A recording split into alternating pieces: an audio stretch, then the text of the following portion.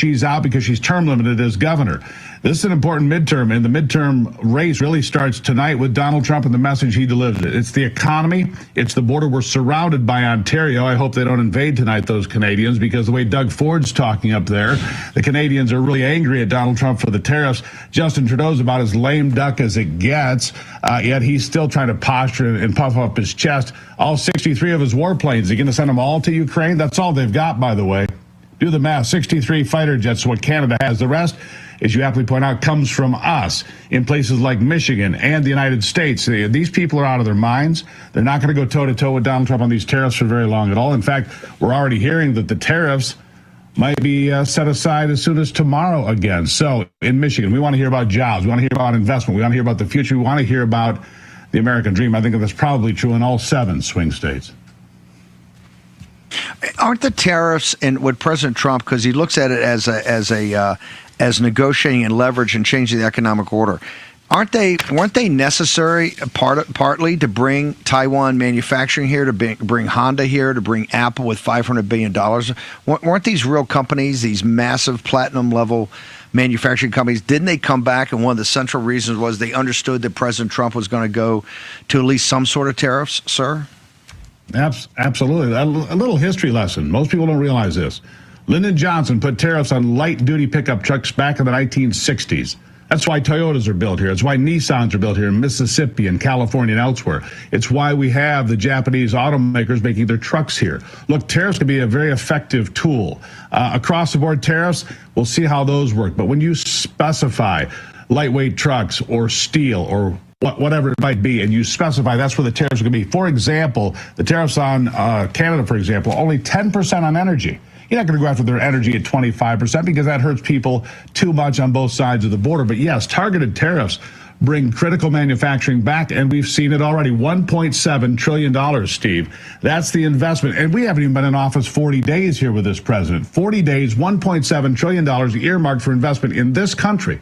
Kind of hard to argue with, especially in places like Michigan. The blue-collar workers that feel abandoned by the Democrats, as they should be, because they've been forgotten for men and women's sports and God only knows what else. The people that are going to work every day here, they want to see their taxes lowered. They want the Trump tax cuts to be permanent. They want opportunities here at home so they can raise their family and go to a job that's good and bring some of this manufacturing back to the United States. Look, Michigan needs it. That's why Michigan voted for Donald Trump. And again, I really believe midterms start tonight with some of these victories that Donald Trump's going to lay out for us. Steve Gruber talks about the $1.7 trillion has come from either major companies or some of these sovereign wealth funds or what Masasan, SoftBank. $1.7 trillion, which I think virtually tops all 4 years of Biden's. All Biden did was take debt and leverage up. Before we bounce, we're going to come back to you. But Doug Ford, one of the premiers up in Canada, he's threatened to cut off Michigan from, I guess, hydroelectric power. What's going on there? He's kind of a wild card. Is he bluffing, or does he intend to cut off Michigan from electricity? Well, Doug Ford can't really do that. He's the premier of Ontario. For anybody who doesn't know, Ontario is the largest province. It surrounds us here. It touches Minnesota. It touches New York as well. I mean, it's a huge province, right? Biggest province in Canada. Doug Ford is the premier there. He's a leftist, all right? He's a globalist. He's a guy who identifies with the Davos crowd. He's not a MAGA guy. Let's just be quite clear about that. Not only did he say he was going to cut us off from energy, he said he was going to cut off any American company not allowed to apply or to put into any government contract in his province now. Absolutely banned starting today. He also said that they're ripping up the contract with Elon Musk and Starlink. I guess his solution to deal with Donald Trump is to punish his people with no internet service. I mean, I guess this makes sense to Doug Ford. Not a brilliant move. Leave your people in the dark. This guy's not going to do well. He's cutting his own people off. And look, we've got this thing from Enbridge Energy that runs through Michigan called Line 5. You've got Line 3 from Enbridge into Minnesota. You start shutting those pipelines down because the Line 5 runs from Ontario down through Michigan, through Sarnia, and back into Ontario on the other end for refining. They would be cutting off their own pipeline. None of this makes any sense. Doug Ford, I think, is I think he's lost grip with reality a little bit. I don't know what to make of it. It can't possibly hold, Steve. This guy has gone a bit off the deep end, I think is fair to say. What you're seeing on the screen right there is the U.S. Senate is now coming into the House chambers. They're going to have other dignitaries. You'll have the Joint Chiefs of Staff. You'll have the Supreme Court, et cetera. Right there is the Senate. Brian Glenn, I know you've been doing some calls. You're hearing some information about maybe Democratic resistance. What do you got going on? Right there, is that the? It looks like the president's motorcade is showing up now at the White House to pick up the president. He'll be getting on board to the Capitol. Okay. Oh yeah, there we are right there. There's the president's motorcade. There we go. Brian Glenn, any updates, sir? Yeah. No, I don't have any additional updates from what we had earlier in the program. But if you missed it at the top of the show, we do anticipate some type of disruption from Democrats. I don't think you could, if you want to pull out your bingo card for tonight, make sure you have a couple of placeholders for disruptions, for outbursts, for chants, for flags. You might see it all brought out here tonight. They are not going to allow President Trump to push his agenda, talk about his accomplishments without showing defiance. But what I forgot who said it earlier in the show, Democrats just don't get it. They don't. 76% of Americans feel like what he's doing right now is the right plan. So let him stay disconnected. Those midterms look really attractive. And Steve, I agree with you. They do start tonight, and the messaging for that starts here in about 20 minutes. But it should be a very animated night there on the House floor. And of course, it'll all unfold right there in front of us. There we have people on the president's cabinet coming in, the vice president coming in, Vice President Vance, all down there. Tom Cotton, various dignitaries, the Senate, like I said, Supreme Court's going to be there. The Joint Chiefs of Staff. This is the biggest event outside of inauguration, the biggest single event of any night in Washington, D.C. Natalie Winters, back at the White House. We had the president leave. I guess they're all en route. Understand now Elon Musk, the tweet says Elon Musk is also joining the motorcade to come up. Any update? No update. They have yet to send out the sort of excerpts that were promised around 8, but I think they were supposed to come in now at 8:40, but still nothing yet, which I think, as you alluded to, means they're probably making some final edits, still working on the speech. As far as the press vibes here, everyone kind of went home early. I know we were talking about earlier on the show, but a very dejected mood from most legacy media outlets here, either those in the tents or inside the briefing room. I believe the quote I heard as someone was leaving was, "Heck no, I don't want to watch that here. I'm going home to watch it with my cats." And I think that's quite fitting. Okay, we've got wall-to-wall coverage. We've got Natalie at the White House. Brian Glenn is actually at the Capitol. Our own John Solomon is anchoring in Washington, D.C. at the news desk. We've got Stinchfield's down in Texas. We got Steve Gruber in Michigan. Eric Boland's going to join us. David Zier is at a watch party in Suffolk County, New York at the America First warehouse, where we're going to go live and check out what people have to say. We're getting closer to that moment. They have not put out the excerpts from the speech, which is a little unusual. I'll check in with John Solomon when we get back on that. Normally put it out 20 or 30 minutes beforehand. But I think we're all running on time. President's scheduled to speak, I think, for an hour and 20 to an hour and 30 minutes, which would make that onto the longer side. I think kind of Clinton-esque on the longer side of these State of the Unions or address to joint House of Congress. Short commercial break. We're going to return with Real America's Voice in a moment.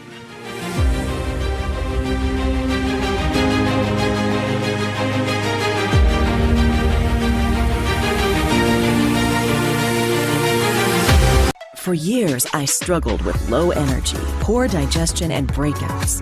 But then I started eating my vitamins with Gem, a delicious multivitamin bite for whole body health. Start eating your vitamins at dailygem.com. The FBI calls it house stealing, the latest scam where a cyber thief transfers the title of your home out of your name and steals your hard-earned equity.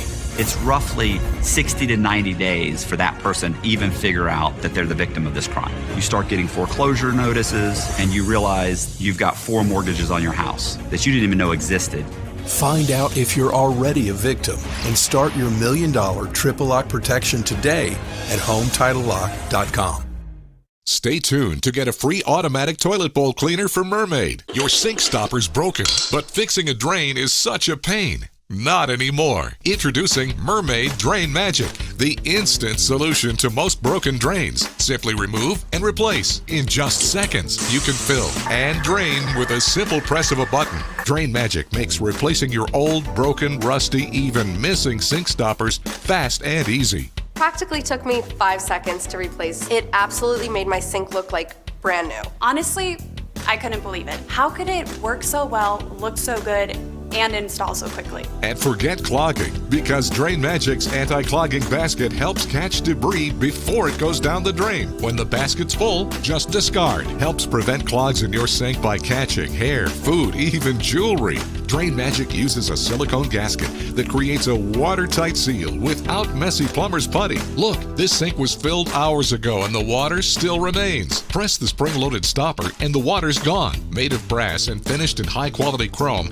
Drain Magic is rust-resistant and built to last. It's made out of metal, not plastic, and it actually has some weight to it. Yeah, this is the real deal. Just looks like a new sink now. Order your 2-in-1 drain solution, Mermaid Drain Magic, today for only $19.99. And with every order, you're going to get a Mermaid automatic toilet bowl cleaner absolutely free. Just drop it in the tank for up to 3 months of hands-free cleaning. Mermaid's ultra-concentrated formula cleans and deodorizes with every flush. But wait, due to rising costs, this may be your last chance to get Mermaid Drain Magic at this incredibly low price with free Mermaid toilet bowl cleaner. There's a strict limit of 3. Call or click now to order. Call 1-800-519-3206 or visit GetDrainMagic.com. So call 1-800-519-3206 or visit GetDrainMagic.com. Order now. The bathroom of your dreams is only a phone call away with BCI Bath and Shower. We can make your ordinary bath and shower extraordinary. This is not a cookie cutter design. This is a complete custom build that will fit your every need, and discounts for seniors and military.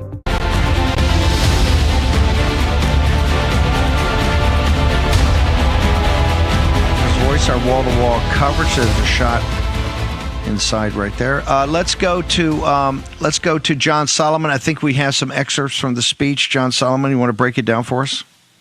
I sure do. He starts the speech just like we predicted, which is that if you like the last 6 weeks, you're going to like the next 4 years of my presidency. I promised you a golden age of America. It's already happening. We're just getting started. And I want to read this line because I think it captures the optimism of the speech.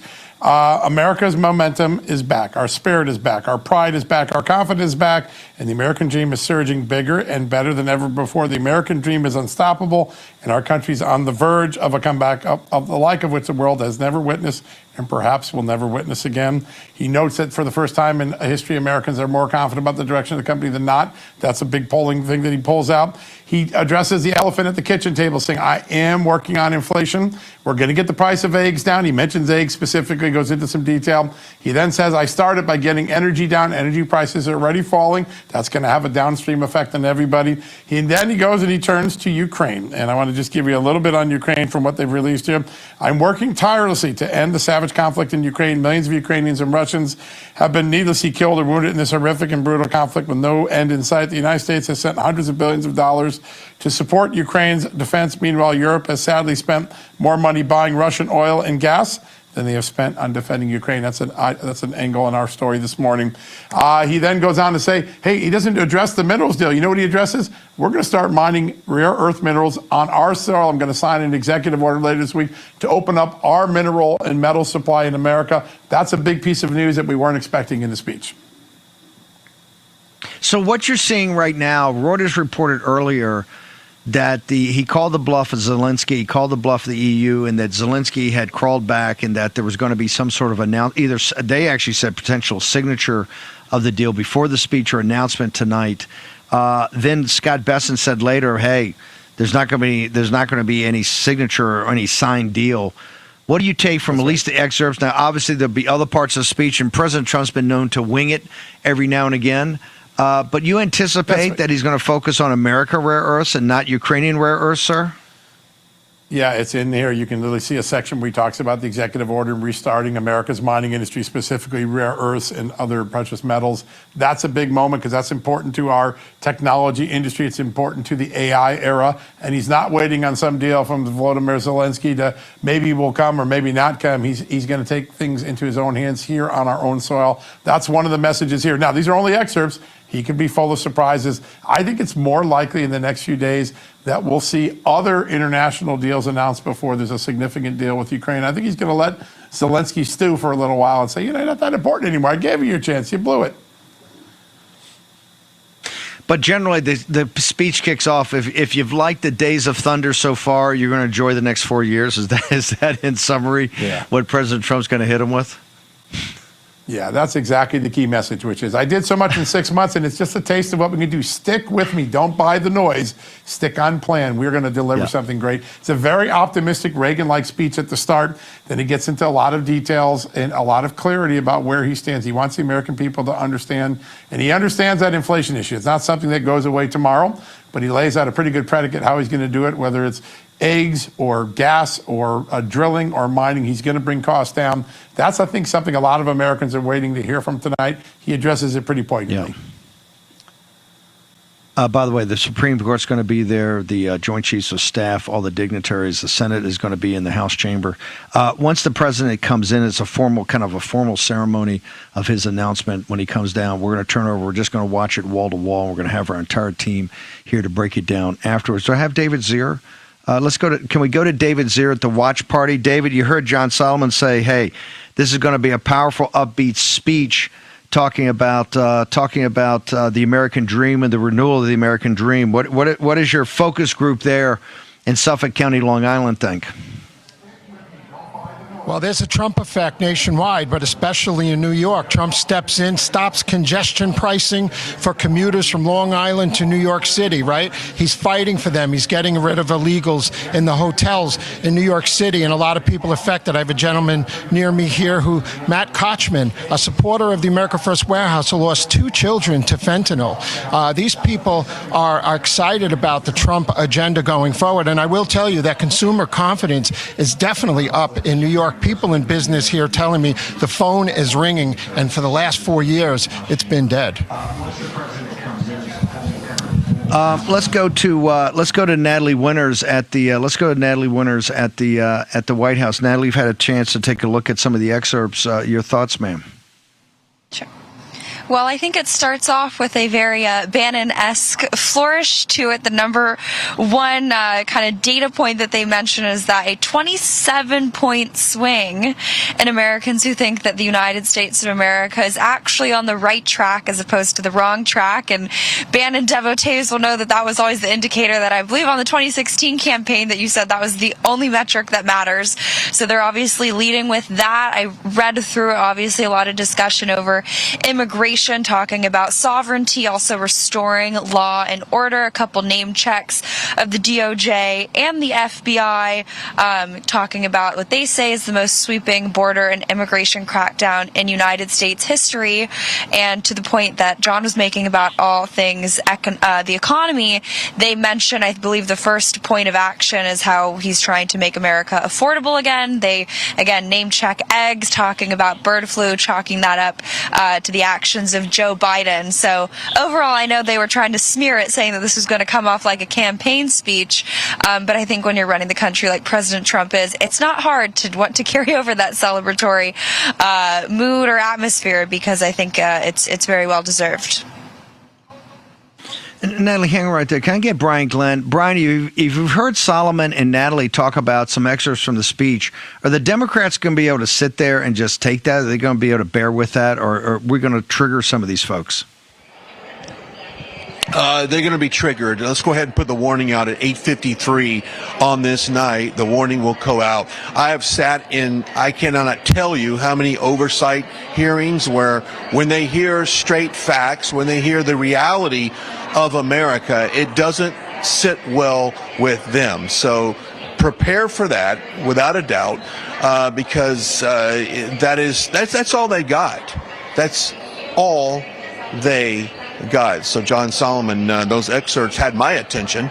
I know that. And of course, if you like this first 6 weeks, then what does the next 6 months look like as we get this economy back on track? We are going to have dips.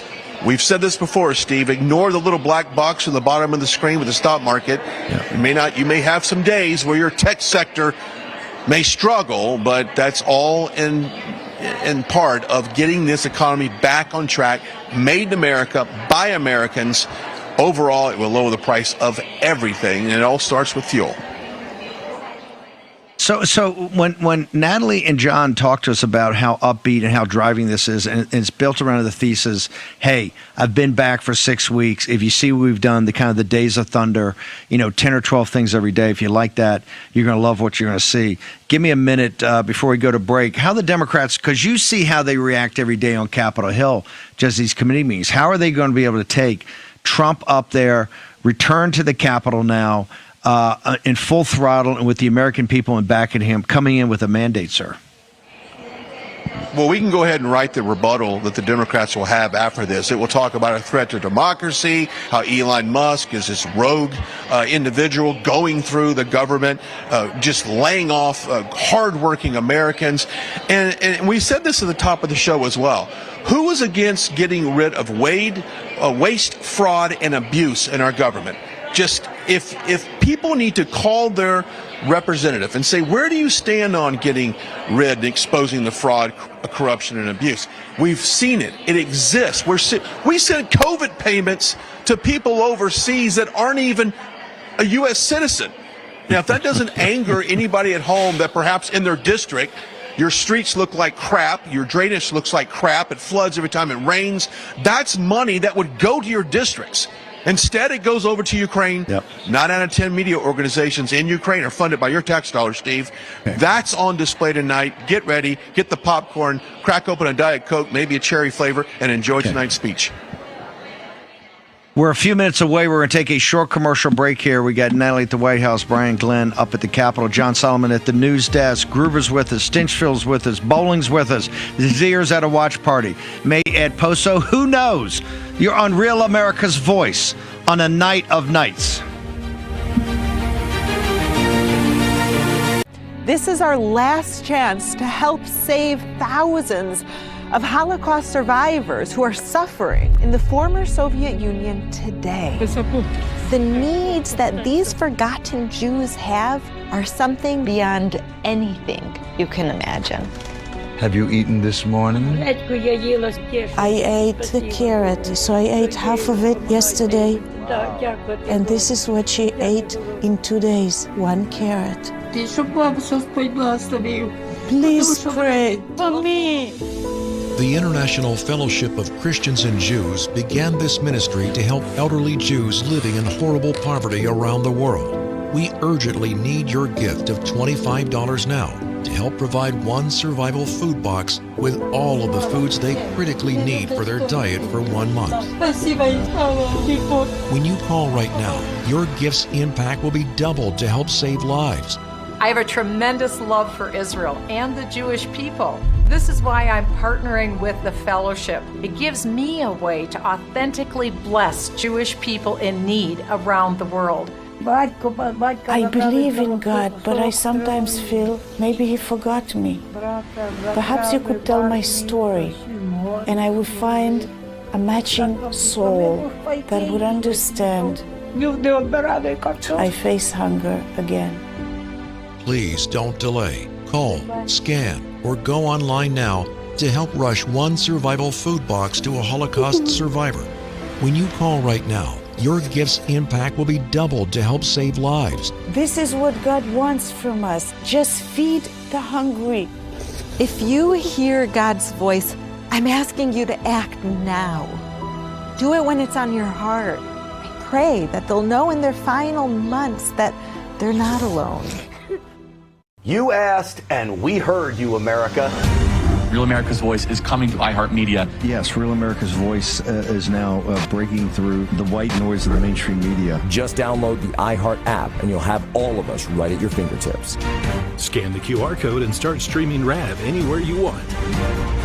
Real America's Voice, available whenever you need us. It's never been easier to stay connected with the voices you trust. RAV on iHeart means you can take us with you wherever you go. This is huge. The truth on iHeart. Ready whenever you are. From Charlie Kirk to Steve Bannon, Jack Posobiec to Grant Stinchfield, you'll find all your favorite RAV hosts in one place. You can listen on Spotify, Apple, Pandora, or Amazon. RAV is now available everywhere you get your podcasts. All you need to do is scan the QR code right now. Download the iHeart app today and get ready for Real America's Voice. Scan the QR code and join the RAV movement.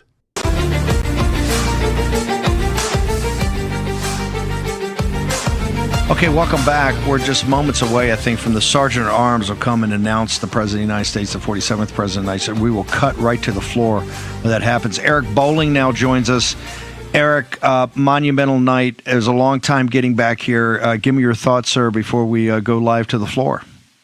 Yeah, shall make way for the Sergeant at Arms. By the way, this moment when Trump walks in, Sergeant at Arms declares the President of the United States. The applause and just that walking down the aisle, both sides of the aisle, both sides of the Senate and Congress patting him on the back. Stunning. By the way, Steve, great coverage. Wow, you are just whipping it around. It's really great. He's there. He's waiting. We got the reports at 8:40. He arrived. 8:58, they're waiting for the announcement. So, it's kind of a pause just for a moment to build the emotion. But Steve, you guys have been on it all night. This is a monumental evening for President Trump, for America, for MAGA, for MAGA, America First. What a great evening. I'm just thrilled to be with you, Steve. This is great, amazing coverage. I would love to hear what he says. We talked to Brooke Rollins a little bit earlier. Hear what he talks about inflation, what he's going to do for that. And then, Steve, you and I kind of agree on this. We talked about this. Do we stay in NATO? I certainly don't see a need to stay in NATO. I see if he addresses it, and if, in fact, the minerals and rare earth deal happens with Ukraine, that's great. But does that prohibit us? I just love the fact that Trump threw down the gauntlet on Friday, and on Monday or Tuesday morning, the European Union decides they're going to come up with $840 billion for their own defense, which we've been doing for them for the better part of 6 decades. So yeah, it's what a great night to take a bunch of victory laps for President Trump. Yeah, I think it's a victory lap, and I think for people, this audience, and all these analysts, all of our contributors, all of our anchors that are with us tonight, have been in this fight for years with President Trump, but particularly post January 6th and post January 20th, 2021. People went through those dark months and dark year, particularly 2021. And Eric, to come back tonight and to see this is just monumental. I mean, it is so much hard work for this audience, for the precinct strategy, for everybody that worked, election integrity, everybody that got there, went door knocking, canvassing, all of it every day. Go ahead, sir. You are my spirit animal. I hate doing this because this is because of you, Steve Bannon. You started this in 2015 and 2016, you're looking almost like you brought this to the American people. America First is MAGA is Steve Bannon, and Trump has just embraced it and Trump. No. This is you, brother. You can say Trump. I agree, but yeah, I'll give you credit, though, my friend. There's the First Lady right there. It's a shot. Let's go. Let's just go and hear the applause. First Lady.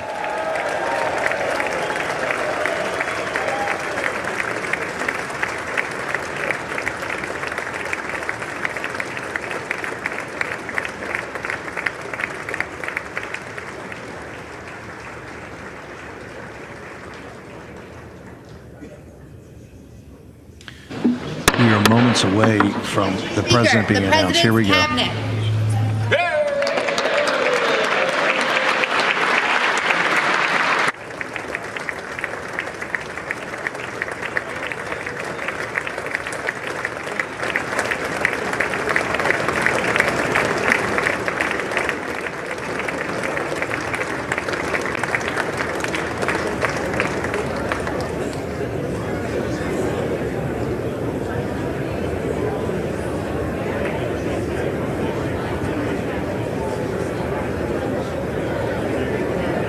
the only time once a year that everyone in the power structure of Washington, D.C., except for one person who was out in an undisclosed location for continuity. But you have the Supreme Court, not all the Supreme Court, but you have Supreme Court members. You will have members of the Joint Chiefs of Staff. You have the President's Cabinet. You have the Senate, the House. And, of course, people are in the possibility of inviting a guest.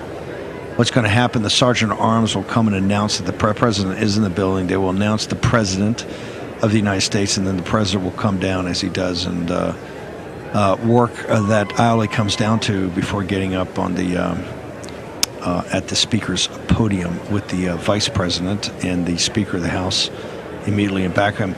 It will not be the type of rudeness that occurred a few years ago when Nancy Pelosi, I think, horribly tore up his speech afterwards. It was just a complete breach of decorum that only the Democrats think they're entitled to. Here's members making their way down. They'll try to clear this all out here momentarily to get the president actually in the House chambers. There's Pete Hegseth, many members of the cabinet right now. The First Lady is there. Elon Musk is up in the gallery. There are a number of guests, specially invited guests, that they will announce. John Solomon, John, you said there's going to be maybe a couple of special shout-outs tonight for people that have sacrificed for this country. Is that what you're hearing? Yeah, I wouldn't be surprised if the child of a fallen hero gets a surprise announcement from the president tonight. I also wouldn't be surprised if there's a moment where President Trump addresses the Gold Star families who lost loved ones at the Abbey Gate in Afghanistan. There's some news I think he'll maybe make there tonight. Those are two things I've been watching based on my reporting earlier today. Eric Bolling, you've done this many, many times before. This looks particularly, I think, high energy and celebratory for the MAGA forces, for the Republicans, as people realize the long comeback trail we had to have. Mr. Bolling? 44 days, and it's almost like a win every day. I mean, I've never seen, again, 40 years covering this stuff, 35, 40 years covering these things. I've never seen a presidency that started with a bang and has just continued almost daily with something new that the American people are saying, why did it take so long for us to do things like this? This makes so much sense, and he's really delivering on promises. I mean, there are presidents who make a lot of promises. Trump started day one. I mean, his first declaration is there are two genders, there's male and female. And then it's just every single day there was another initiative that he promised he would do, and he does. I mean, if we can go just back to Butler, Pennsylvania for a minute, where a bullet grazed his ear instead of taking him out. I'll let you listen to this, but this is a divine mandate, Steve. We'll listen. Okay, Democrats, we got a warning tonight. There might be, I would hope that the Democrats play to their better angels and realize, as Steve Gruber says, the midterm elections really start tonight. I would hope for decorum and for unity that they try to control themselves, particularly some of their more outrageous members. We'll have to see. I mean, everything could be in play here. The speech, as John Solomon and Natalie Winters have broken it down, is it's a typical President Trump. He's not holding anything back, so it might trigger some of these people. Steve Gruber, in regards to the midterms start tonight, what do you anticipate before we get the call for President Trump? What do you anticipate that he'll indicate in regards to that? Well, I think you're going to hear about. He's going to say, as John Solomon showed the elements there of the speech. If you like what you've seen so far, you're going to have 4 great years here. I want to mention something else that John Solomon said as we wait for the introduction of the president, and that is the rare earth elements. This will be huge, Steve, for states like Michigan, Minnesota. You may remember this. Minnesota discovered a whole pile of rare earth elements in northern Minnesota, and Joe Biden and his team moved quickly to shut it all down so that we couldn't use our own resources. I think that's going to be big. Look, Minnesota is one of those states that's always kind of in play, but not quite there. You bring mining and the opportunity to power the world and IT to a state like Minnesota, it can change everything, right? It really can. By the way, Solomon knows if you want to get President Trump going, talk to him about Minnesota and New Mexico. He's still upset that he hadn't pulled those two down. So no, those big.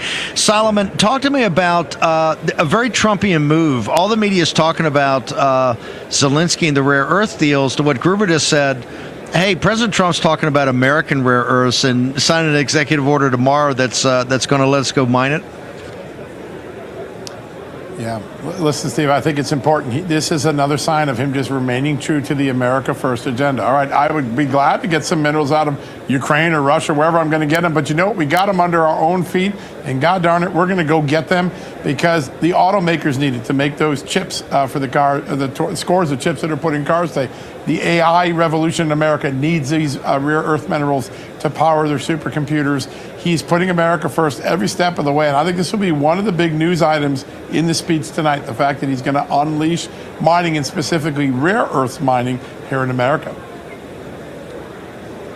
That's going to be huge. Brian Glenn, do we have any head count? There was some talk about a number of Democrats, particularly some of the high-profile Democrats, actually not attending tonight. Do we have any on the camera? There's a couple of prominent names I haven't seen yet. Do you have any head count of actually who decided not to attend? And is there still some rumor out there may be a mass walkout or some sort of walkout among Democrats at a certain part in the speech?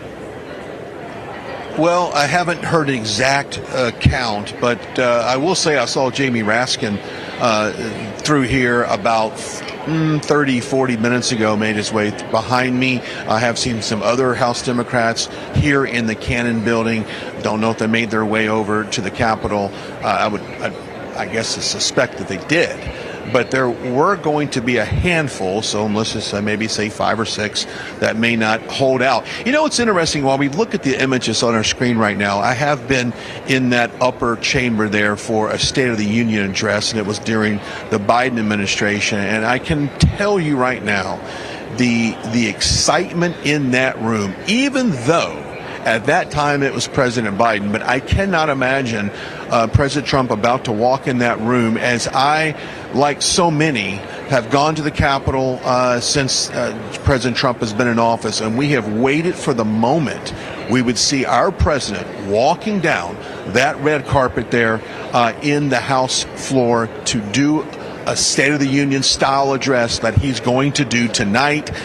This is why we went to the polls on November 2024 for this moment. And if you look back there for a second, you got Vice President J.D. Vance, House Speaker Mike Johnson. That's been the first time we've seen a trio up there with behind President Trump. It takes me back to the days, Steve, I can't help but think. Remember when Nancy Pelosi ripped up that speech in total disrespect in front of everyone after President Trump's State of the Union address, his last one. So historic night. I'm loving what I'm seeing right now, and I know that I'm getting text messages, Steve, probably like yourself, from supporters around the country saying they're anticipating tonight. What a great shot. You've got to look there at Pam Bondi. You've got Brooke Rollins. Some just great people. Linda McMahon. Here we go. Let's gavel in. Here we go right now. Mr. Speaker, the President of the United States.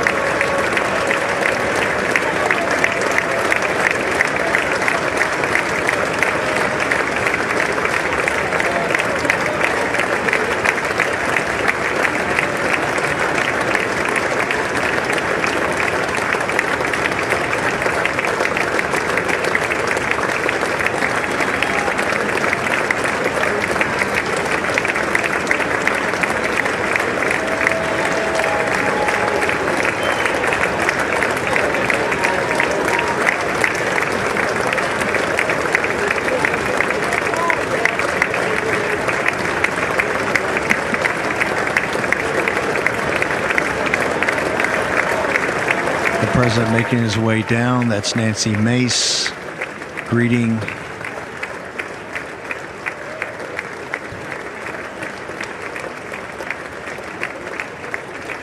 You know, John Solomon, what is quite unusual is that no one from the Democratic side, I think, is reaching out to the president. He's actually looking over there right now. I think that is a pretty blatant snub. I've never seen that.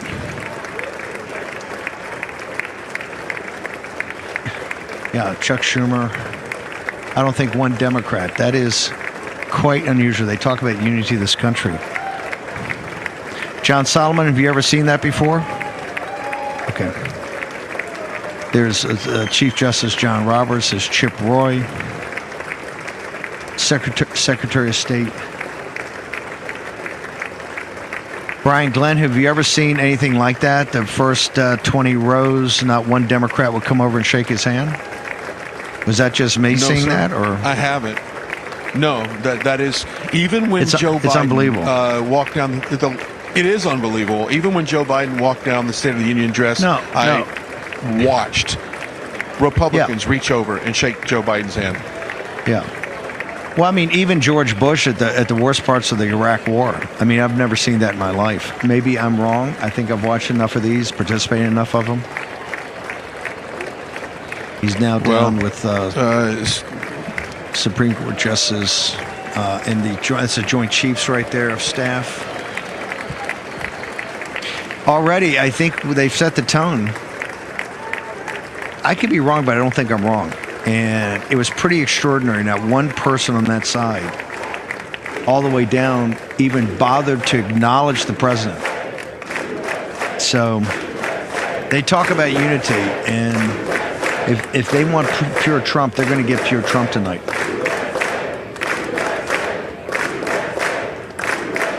President now approaches the podium.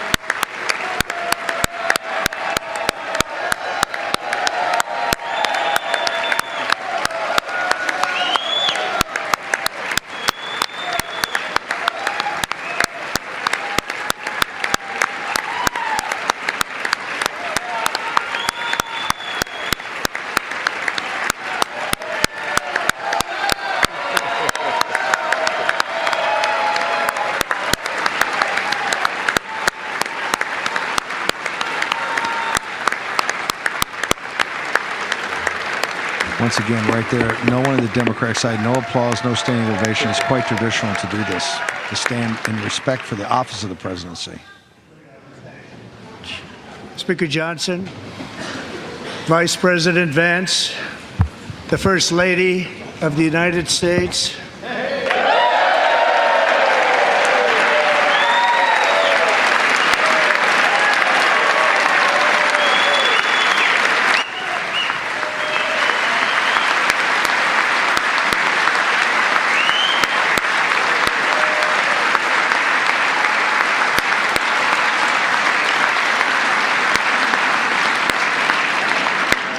Members of the United States Congress, thank you very much.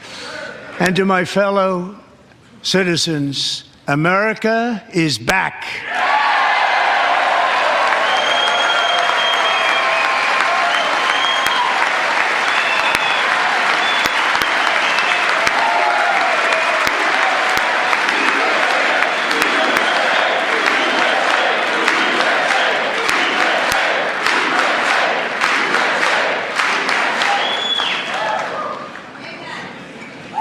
6 weeks ago, I stood beneath the dome of this Capitol and proclaimed the dawn of the golden age of America. From that moment on, it has been nothing but swift and unrelenting action to usher in the greatest and most successful era in the history of our country. We have accomplished more in 43 days than most administrations accomplished in 4 years or 8 years, and we are just getting started.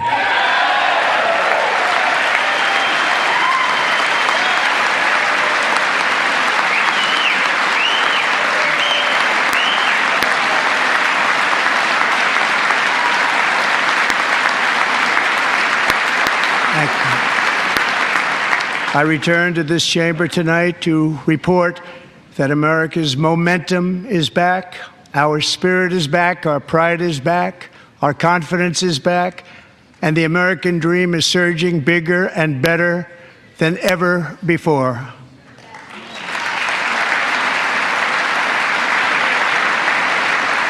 The American dream is unstoppable, and our country is on the verge of a comeback, the likes of which the world has never witnessed and perhaps will never witness again. There's never been anything like it. The presidential election of November 5th was a mandate like has not been seen in many decades. We won all 7 swing states, giving us an electoral college victory of 312 votes.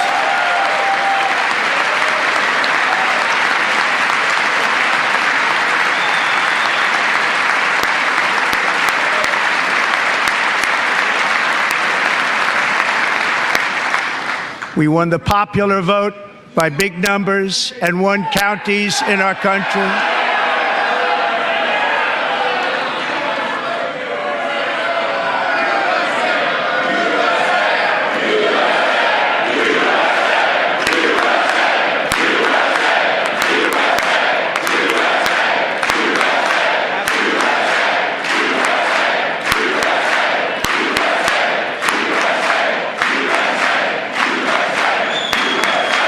And won counties in our country, 2,700 to 525, on a map that reads almost completely red for Republican.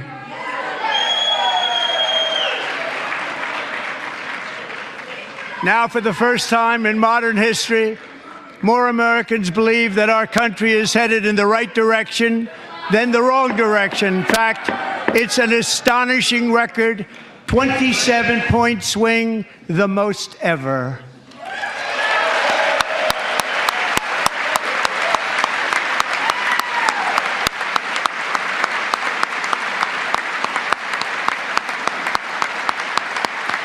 Likewise, small business optimism saw its single largest one-month gain ever recorded. Mr. President. A 41-point jump.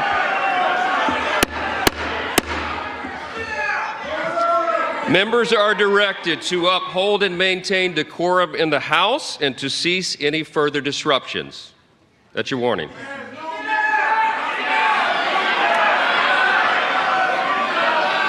Members are engaging in willful and continuing breach of decorum, and the chair is prepared to direct the Sergeant-at-Arms to restore order to the joint session.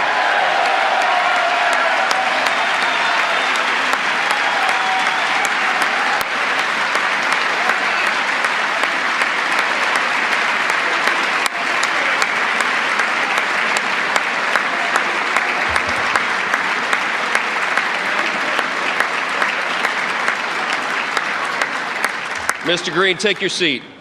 Take your seat, sir. Take your seat.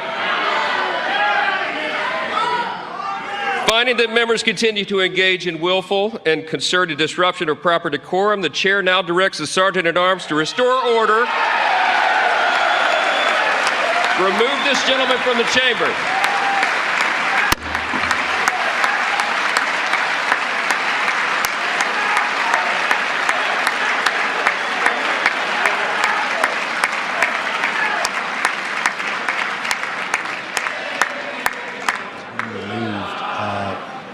cause of disruptions at the direction of the Speaker of the House.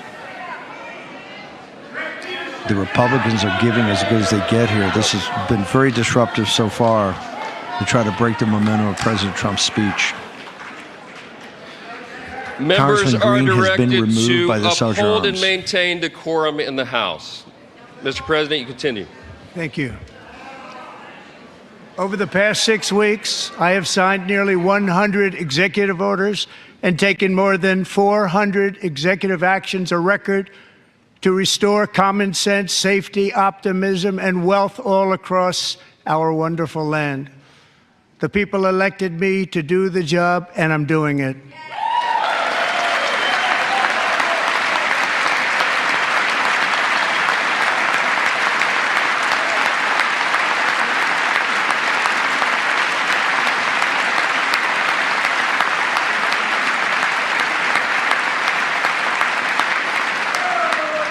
In fact, it has been stated by many that the first month of our presidency, it's our presidency, is the most successful in the history of our nation. By many.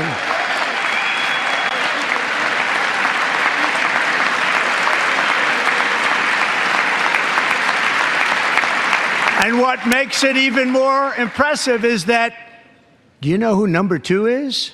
George Washington. How about that? How about that? I don't know about that list, but we'll take it. Within hours of taking the oath of office, I declared a national emergency on our southern border, and I deployed the U.S. military and Border Patrol to repel the invasion of our country. And what a job they've done. As a result, illegal border crossings last month were by far the lowest ever recorded, ever.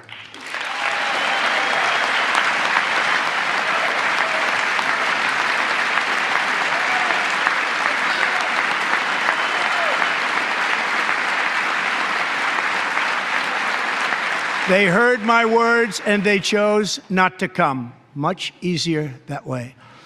In comparison, under Joe Biden, the worst president in American history, there were hundreds of thousands of illegal crossings a month, and virtually all of them, including murderers, drug dealers, gang members, and people from mental institutions and insane asylums, were released into our country. Who would want to do that? This is my 5th such speech to Congress. And once again, I look at the Democrats in front of me, and I realize there is absolutely nothing I can say to make them happy or to make them stand or smile or applaud. Nothing I can do. I could find a cure to the most devastating disease, a disease that would wipe out entire nations, or announce the answers to the greatest economy in history, or the stoppage of crime to the lowest levels ever recorded. And these people sitting right here will not clap, will not stand, and certainly will not cheer for these astronomical achievements. They won't do it, no matter what. Five times I've been up here. It's very sad, and it just shouldn't be this way.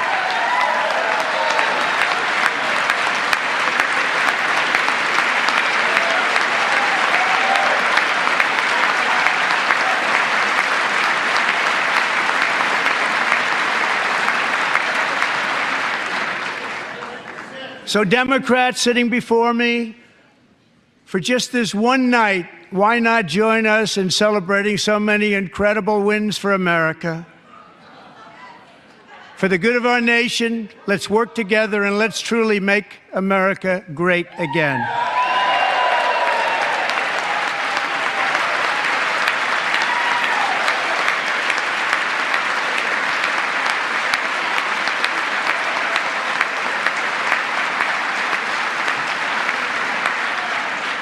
Every day, my administration is fighting to deliver the change America needs to bring a future that America deserves, and we're doing it.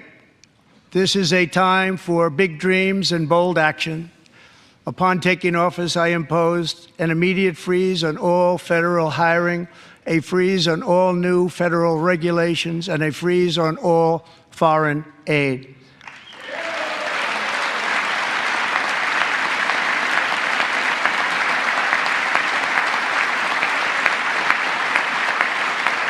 I terminated the ridiculous Green New Scam.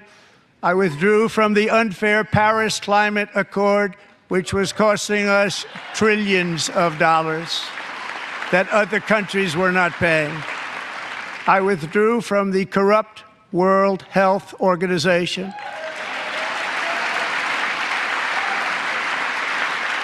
And I also withdrew from the anti-American UN Human Rights Council.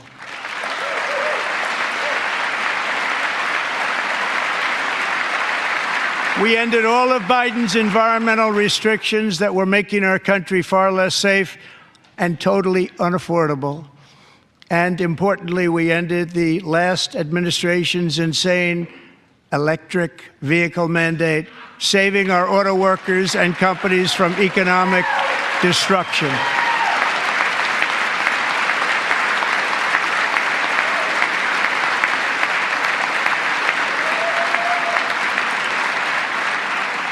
To unshackle our economy, I have directed that for every one new regulation, 10 old regulations must be eliminated, just like I did in my very successful first term.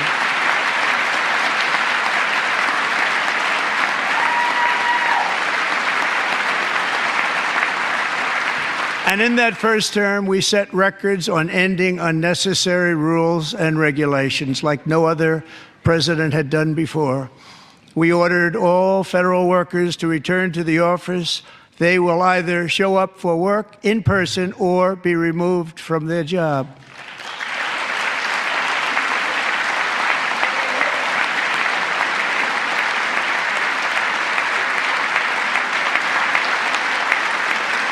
And we have ended weaponized government where, as an example, a sitting president is allowed to viciously prosecute his political opponent, like me. How did that work out? Not too good. Not too good.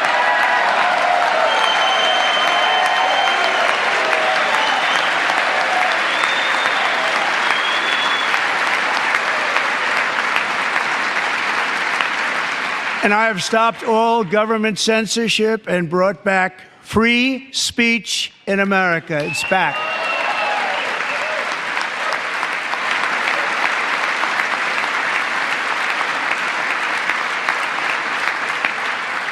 And 2 days ago, I signed an order making English the official language of the United States of America.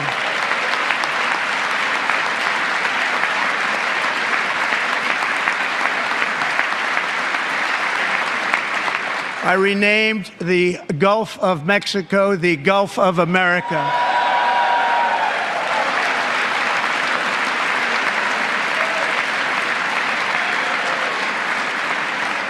And likewise, I renamed, for a great president, William McKinley, Mount McKinley again. Beautiful Alaska. We love Alaska. We've ended the tyranny of so-called diversity, equity, and inclusion policies all across the entire federal government and indeed the private sector and our military. And our country will be woke no longer.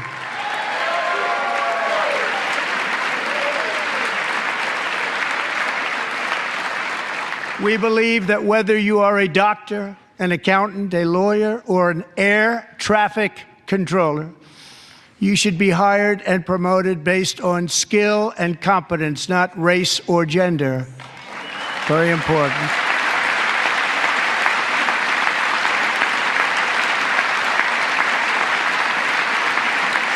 You should be hired based on merit. And the Supreme Court, in a brave and very powerful decision, has allowed us to do so. Thank you. Thank you very much. Thank you.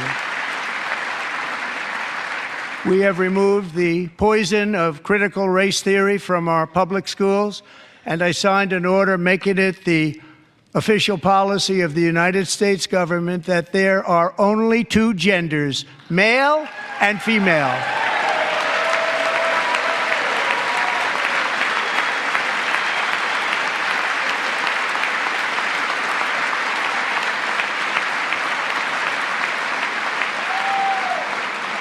I also signed an executive order to ban men from playing in women's sports.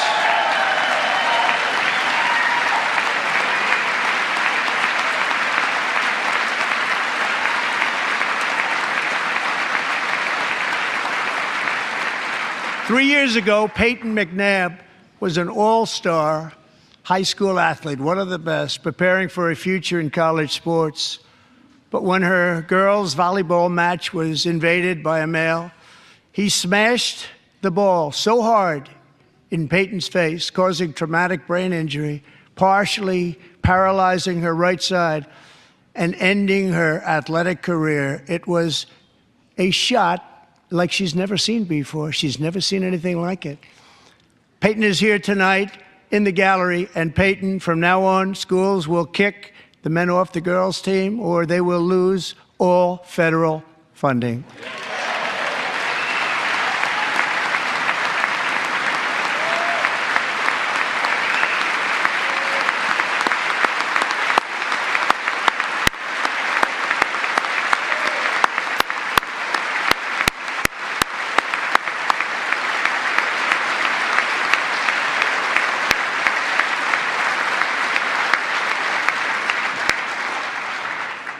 And if you really want to see numbers, just take a look at what happened in the women's boxing, weightlifting, track and field, swimming, or cycling, where a male recently finished a long-distance race 5 hours and 14 minutes ahead of a woman for a new record by 5 hours. Broke the record by 5 hours. It's demeaning for women, and it's very bad for our country. We're not going to put up with it any longer.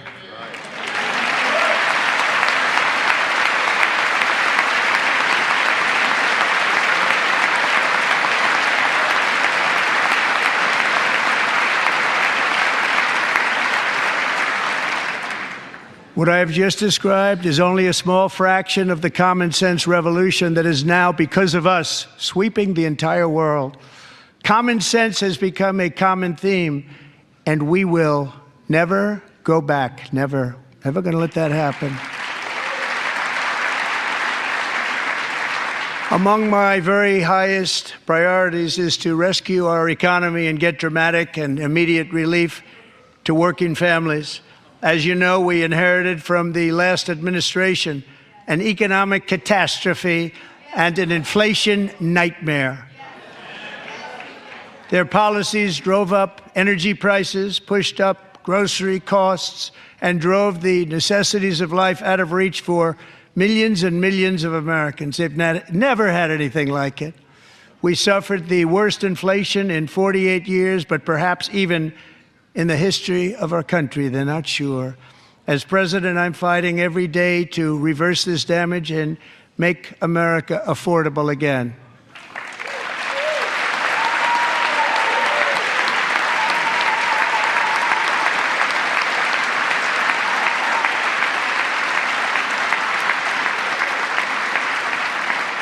Joe Biden especially let the price of eggs get out of control. The egg price is out of control, and we're working hard to get it back down. Secretary, do a good job on that. You inherited a total mess from the previous administration. Do a good job.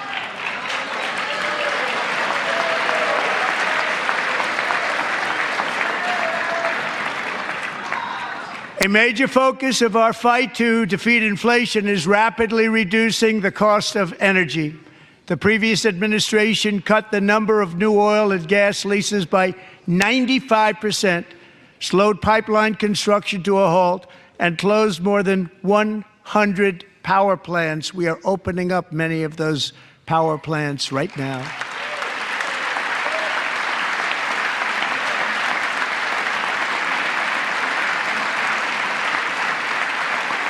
And frankly, we have never seen anything like it.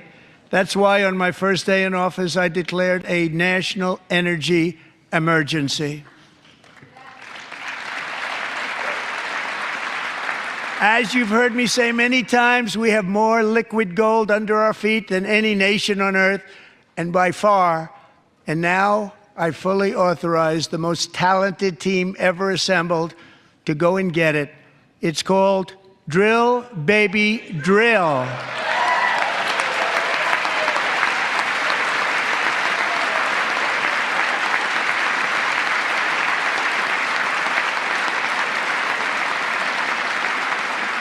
My administration is also working on a gigantic natural gas pipeline in Alaska, among the largest in the world, where Japan, South Korea, and other nations want to be our partner with investments of trillions of dollars each. There's never been anything like that one. It will be truly spectacular. It's all set to go. The permitting is gotten. And later this week, I will also take historic action to dramatically expand production of critical minerals and rare earths here in the USA.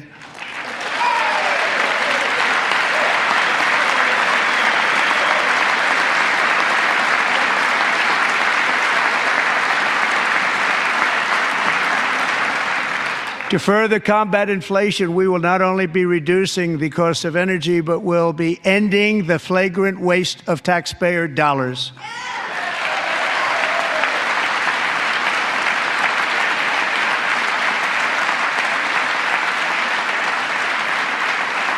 And to that end, I have created the brand new Department of Government Efficiency, GOGE. Perhaps you've heard of it. Perhaps.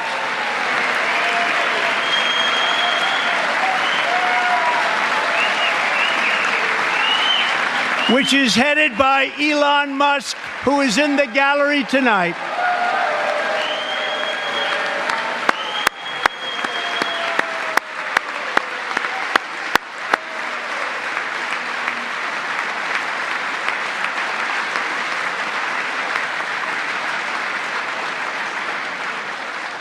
Thank you, Elon. He's working very hard. He didn't need this.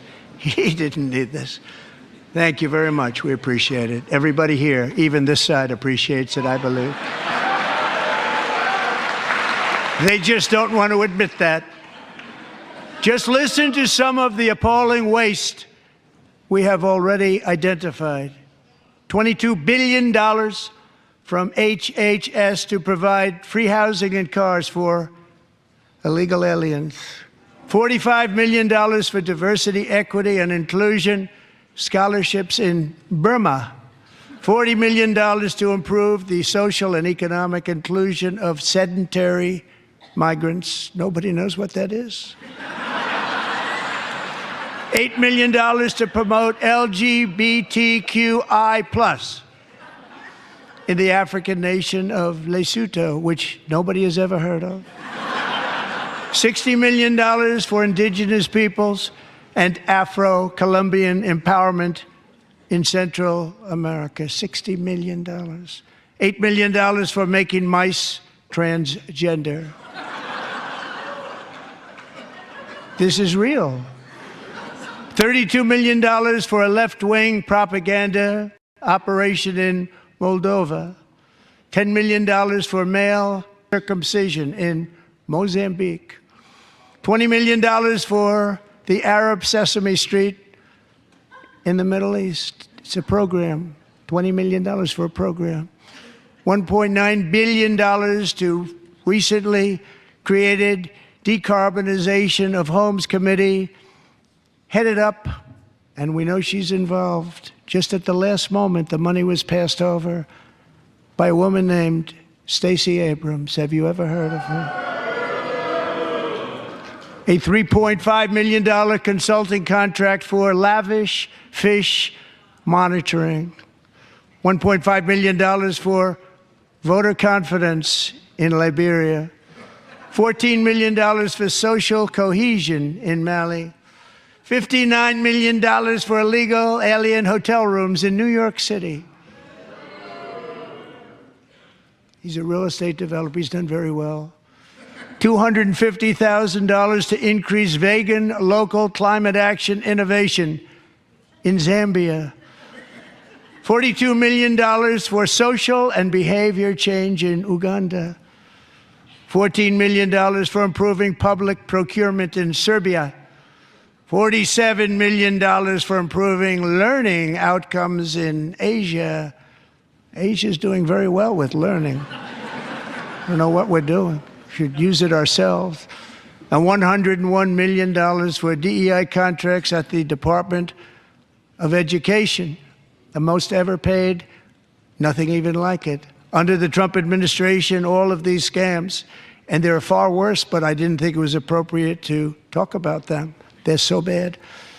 Many more have been found out and exposed and swiftly terminated by a group of very intelligent, mostly young people, headed up by Elon, and we appreciate it. We found hundreds of billions of dollars of fraud.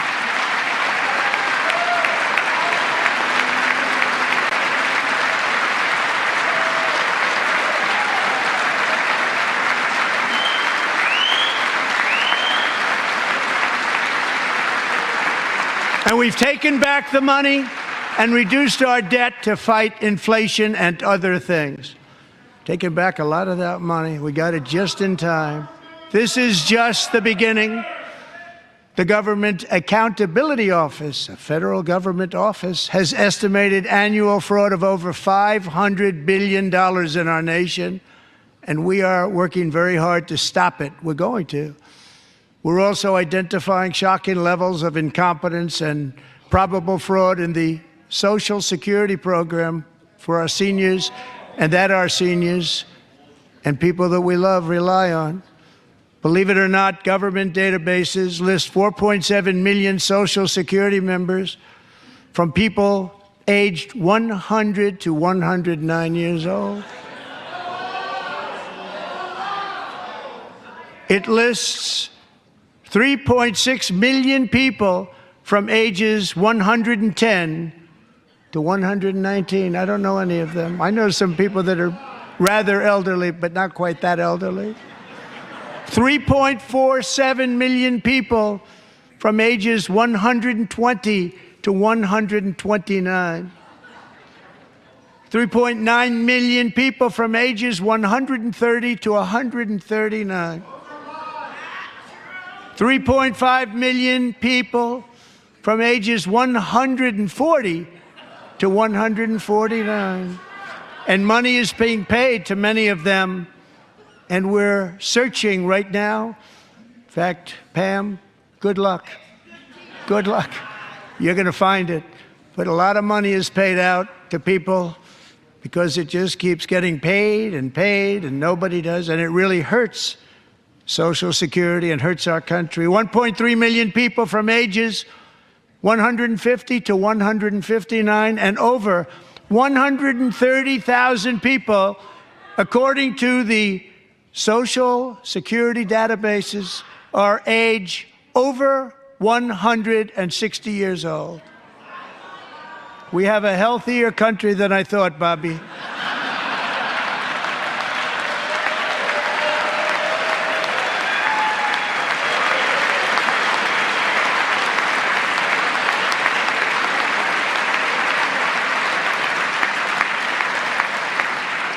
Including, to finish, 1,039 people between the ages of 220 and 229, one person between the age of 240 and 249, and one person is listed at 360 years of age. More than 100 years older than our country. But we're going to find out where that money's going, and it's not going to be pretty. By slashing all of the fraud, waste, and theft we can find, we will defeat inflation, bring down mortgage rates, lower car payments and grocery prices, protect our seniors, and put more money in the pockets of American families.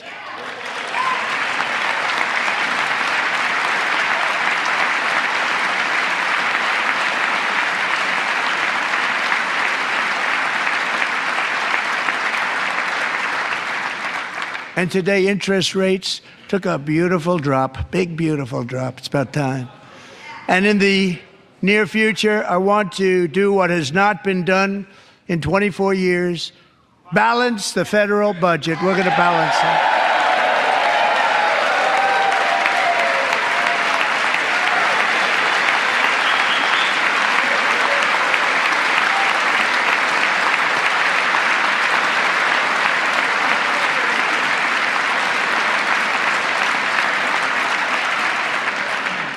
With that goal in mind, we have developed in great detail what we are calling the Gold Card, which goes on sale very, very soon. For $5 million, we will allow the most successful job-creating people from all over the world to buy a path to U.S. citizenship. It's like the green card, but better and more sophisticated. And these people will have to pay tax in our country. They won't have to pay tax from where they came. The money that they've made, you wouldn't want to do that, but they have to pay tax, create jobs. They'll also be taking people out of colleges and paying for them so that we can keep them in our country instead of having them being forced out. Number one, at the top school, as an example, being forced out and not being allowed to stay and create tremendous numbers of jobs and great success for a company out there. So while we take out the criminals, killers, traffickers, and child predators who are allowed to enter our country under the open border policy of these people, the Democrats, the Biden administration, the open border insane policies that you've allowed to destroy our country, we will now bring in brilliant, hardworking, job-creating people. They're going to pay a lot of money, and we're going to reduce our debt with that money.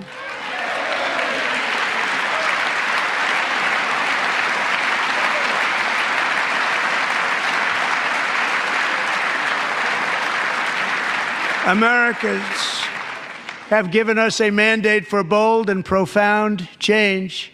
For nearly 100 years, the federal bureaucracy has grown until it has crushed our freedoms, ballooned our deficits, and held back America's potential in every possible way. The nation founded by pioneers and risk-takers now drowns under millions and millions of pages of regulations and debt. Approvals that should take 10 days to get instead take 10 years, 15 years, and even 20 years before you're rejected. Meanwhile, we have hundreds of thousands of federal workers who have not been showing up to work. My administration will reclaim power from this unaccountable bureaucracy, and we will restore true democracy to America again.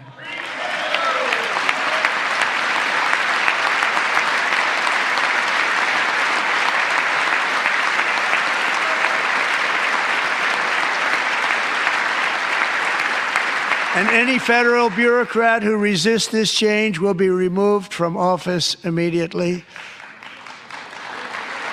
Because we are draining the swamp. It's very simple. And the days of rule by unelected bureaucrats are over.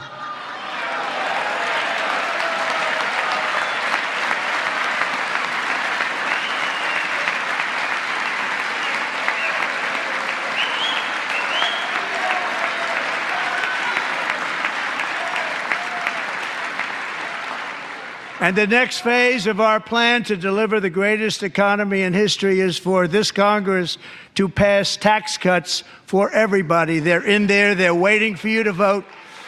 And I'm sure that the people on my right, I don't mean the Republican right, but my right here, I'm sure you're going to vote for those tax cuts, because otherwise I don't believe the people will ever vote you into office. So I'm doing you a big favor by telling you that.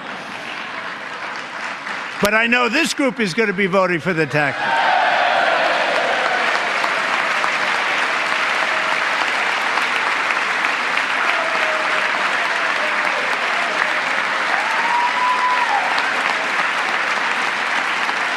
Thank you. It's a very, very big part of our plan. We had tremendous success in our first term with it. A very big part of our plan. We're seeking permanent income tax cuts all across the board. And to get urgently needed relief to Americans hit especially hard by inflation, I'm calling for no tax on tips, no tax on overtime, and no tax on Social Security benefits for our great seniors.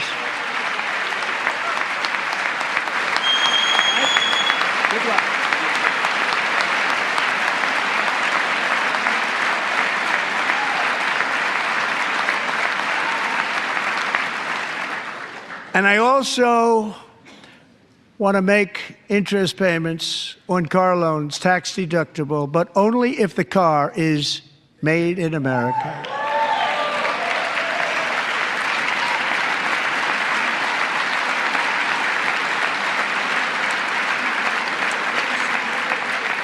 And by the way, we're going to have growth in the auto industry like nobody's ever seen. Plants are opening up all over the place. Deals are being made. Never seen. That's a combination of the election win and tariffs. It's a beautiful word, isn't it? That, along with our other policies, will allow our auto industry to absolutely boom. It's going to boom. Spoke to the majors today, all three, the top people, and they're so excited. In fact, already numerous car companies have announced that they will be building massive automobile plants in America, with Honda just announcing a new plant in Indiana, one of the largest anywhere in the world.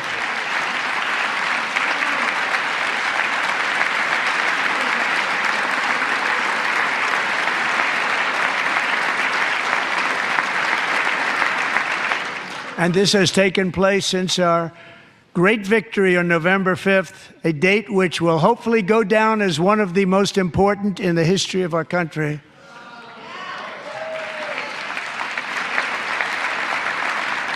In addition, as part of our tax cuts, we want to cut taxes on domestic production and all manufacturing. And just as we did before, we will provide 100% expensing. It will be retroactive to January 20th, 2025. And it was one of the main reasons why our tax cuts were so successful in our first term, giving us the most successful economy in the history of our country, first term. We had a great first term.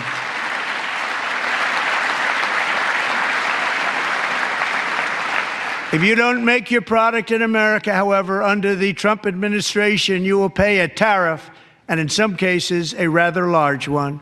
Other countries have used tariffs against us for decades, and now it's our turn to start using them against those other countries.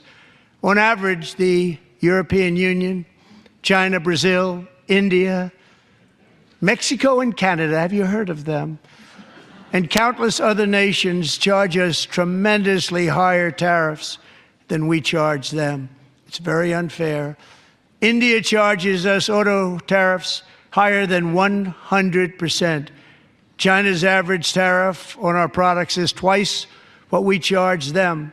And South Korea's average tariff is 4 times higher. Think of that, 4 times higher. And we give so much help militarily and in so many other ways to South Korea. But that's what happens. This is happening by friend and foe. This system is not fair to the United States and never was. And so on April 2nd, I wanted to make it April 1st, but I didn't want to be accused of April Fool's Day. That's not, just one day cost us a lot of money. But we're going to do it in April. I'm a very superstitious person. April 2nd, reciprocal tariffs kick in. And whatever they tariff us, other countries, we will tariff them. That's reciprocal, back and forth. Whatever they tax us, we will tax them. If they do non-monetary tariffs to keep us out of their market, then we will do non-monetary barriers to keep them out of our market. There's a lot of that, too. They don't even allow us in their market. We will take in trillions and trillions of dollars and create jobs like we have never seen before. I did it with China and I did it with others, and the Biden administration couldn't do anything about it because there was so much money they couldn't do anything about it. We have been ripped off for decades by nearly every country on earth, and we will not let that happen any longer.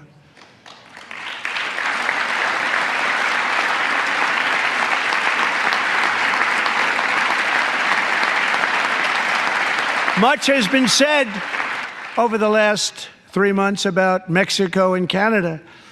But we have very large deficits with both of them. But even more importantly, they've allowed fentanyl to come into our country at levels never seen before, killing hundreds of thousands of our citizens and many very young, beautiful people, destroying families.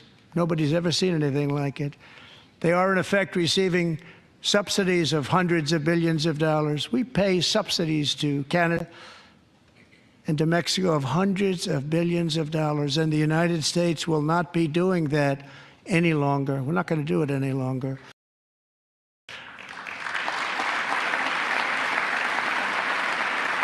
Thanks to our America First policies we're putting in place, we have had $1.7 trillion of new investment in America in just the past few weeks. The combination of the election and our economic policies that people of SoftBank, one of the most brilliant anywhere in the world, announced a $200 billion investment. OpenAI and Oracle, Larry Ellison, announced $500 billion investment, which they wouldn't have done if Kamala had won. Apple announced $500 billion investment. Tim Cook called me. He said, I cannot spend it fast enough. It's going to be much higher than that, I believe. They'll be building their plants here instead of in China. And just yesterday, Taiwan Semiconductor, the biggest in the world, most powerful in the world, has a tremendous amount, 97% of the market, announced a $165 billion investment to build the most powerful chips on earth right here in the USA.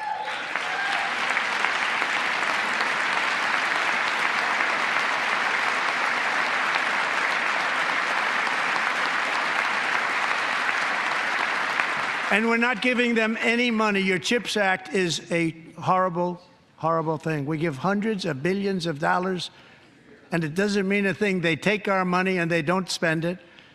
All that meant to them, we're giving them no money. All that was important to them was they didn't want to pay the tariffs, so they came and they're building, and many other companies are coming. We don't have to give them money. We just want to protect our businesses and our people. And they will come because they won't have to pay tariffs if they build in America. So it's very amazing. You should get rid of the CHIP Act, and whatever's left over, Mr. Speaker, you should use it to reduce debt or any other reason you want to.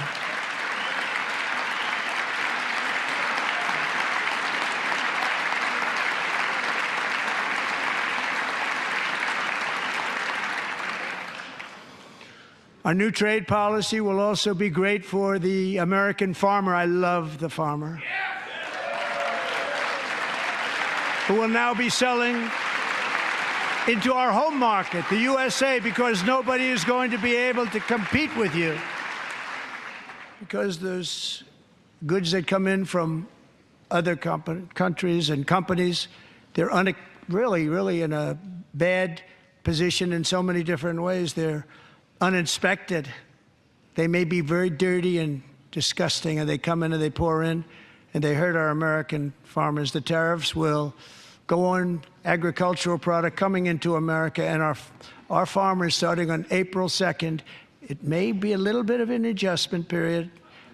We had that before when I made the deal with China, $50 billion of purchases, and I said, just bear with me, and they did.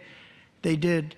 Probably have to bear with me again, and this will be even better. That was great. The problem with it was that Biden didn't enforce it. He didn't enforce it. $50 billion of purchases, and we were doing great, but Biden did not enforce it, and it hurt our farmers. But our farmers are going to have a field day right now. So to our farmers, have a lot of fun. I love you too. I love you too. It's all going to happen.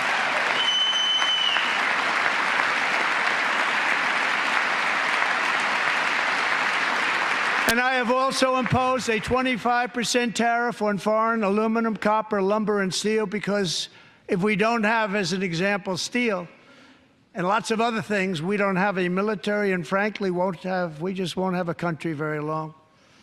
Here today is a proud American steelworker, fantastic person from Decatur, Alabama, Jeff Denard. has been working at the same steel plant for 27 years in a job that has allowed him to serve as the captain of his local volunteer fire department, raise 7 children with his beautiful wife, Nicole, and over the years provide a loving home for more than 40 foster children.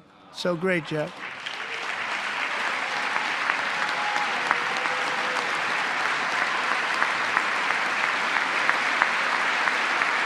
Thank you, Jeff. Thank you, Jeff.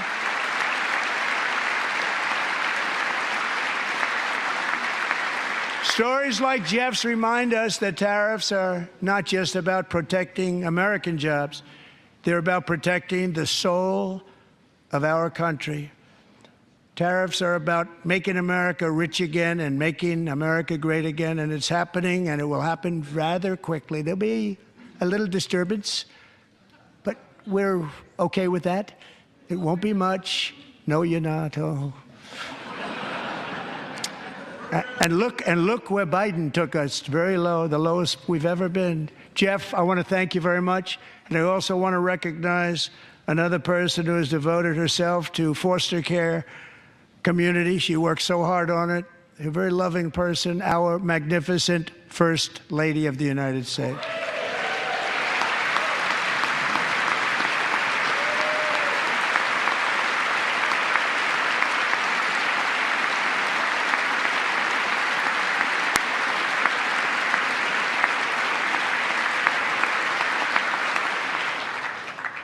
Melania's work has yielded incredible results, helping prepare our nation's future leaders as they enter the workforce. Our First Lady is joined by 2 impressive young women, very impressive. Haley Ferguson, who benefited from the First Lady's Fostering the Future initiative and is poised to complete her education and become a teacher. And Elliston Berry, who became a victim of an illicit deepfake image produced by a peer.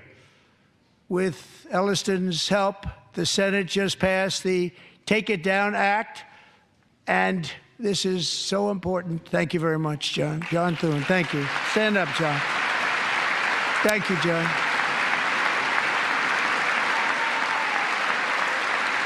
Thank you all very much.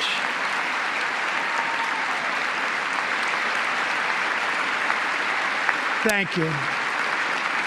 And thank you to John Thune and the Senate. Great job. To criminalize the publication of such images online is a terrible, terrible thing. And once it passes the House, I look forward to signing that bill into law. Thank you. And I'm going to use that bill for myself, too, if you don't mind. Because nobody gets treated worse than I do online. Nobody. That's great. Thank you very much to the Senate. Thank you. But if we truly care about protecting Americans' children, no step is more crucial than securing America's borders.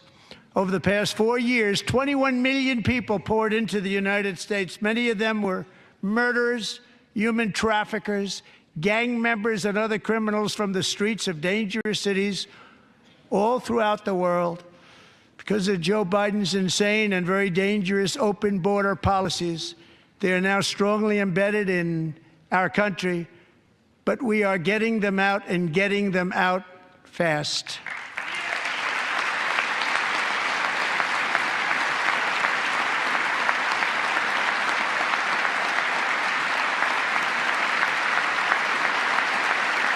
And I want to thank Tom Homan and Christy. I want to thank you and Paul of Border Patrol. I want to thank you. What a job they've all done. Everybody, Border Patrol, ICE, law enforcement in general is incredible. We have to take care of our law enforcement. Have to.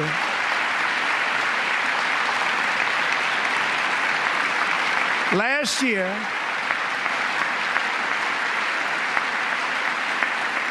a brilliant 22-year-old nursing student named Laken Riley, the best in her class, admired by everybody, went out for a jog on the campus of the University of Georgia.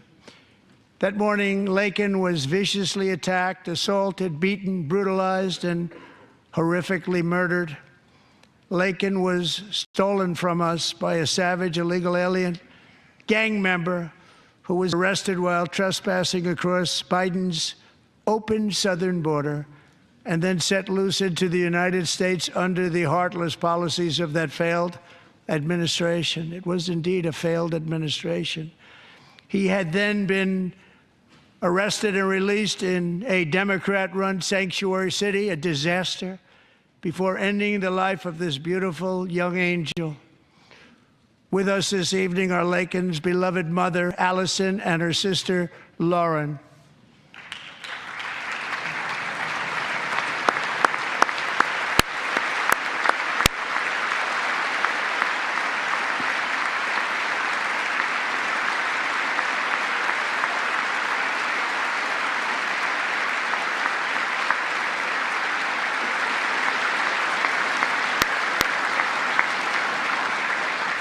Last year, I told Laken's grieving parents that we would ensure their daughter would not have died in vain.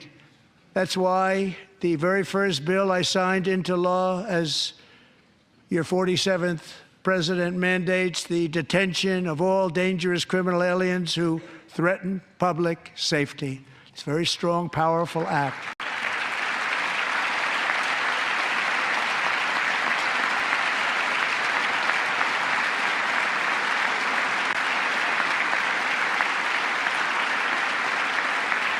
It's called the Laken-Riley Act. So Allison and Lauren, America will never, ever forget our beautiful Laken Hope Riley.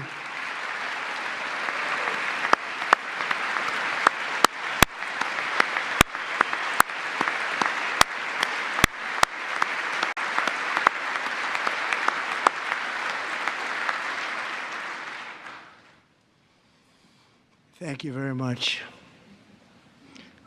Since taking office, my administration has launched the most sweeping border and immigration crackdown in American history, and we quickly achieved the lowest numbers of illegal border crossers ever recorded. Thank you.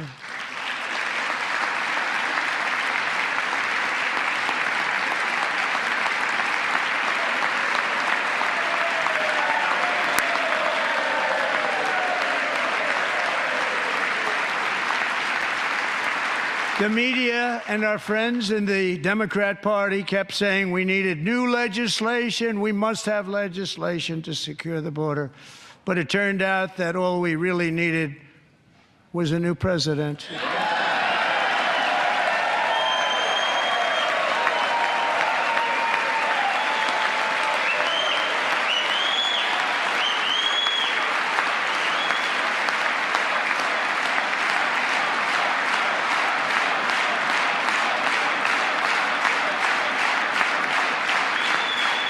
Thank you. Joe Biden didn't just open our borders, he flew illegal aliens over them to overwhelm our schools, hospitals, and communities throughout the country. Entire towns like Aurora, Colorado, and Springfield, Ohio, buckled under the weight of the migrant occupation and corruption like nobody's ever seen before. Beautiful towns destroyed. Now, just as I promised in my inaugural address, we are achieving the great liberation of America.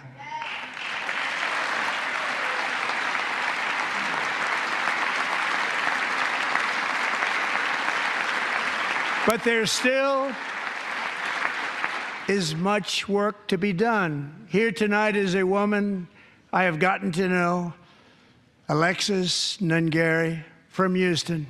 Wonderful woman. Last June, Alexis's 12-year-old daughter, her precious Jocelyn, walked to a nearby convenience store. She was kidnapped, tied up, assaulted for 2 hours under a bridge, and horrifically murdered. Arrested and charged with this heinous crime are 2 illegal alien monsters from Venezuela, released into America by the last administration through their ridiculous open border. The death of this beautiful 12-year-old girl and the agony of her mother and family touched our entire nation greatly. Alexis, I promised that we would always remember your daughter, your magnificent daughter, and earlier tonight I signed an order keeping my word to you. One thing I have learned about Jocelyn is that she loved animals so much. She loved nature. Across Galveston Bay, from where Jocelyn lived in Houston, you will find a magnificent national wildlife refuge, a pristine, peaceful, 34,000-acre sanctuary for all of God's creatures on the edge of the Gulf of America. Alexis, moments ago, I formally renamed that refuge in loving memory of your beautiful daughter, Jocelyn. So, Mr. Vice President, if you would, may I have the order?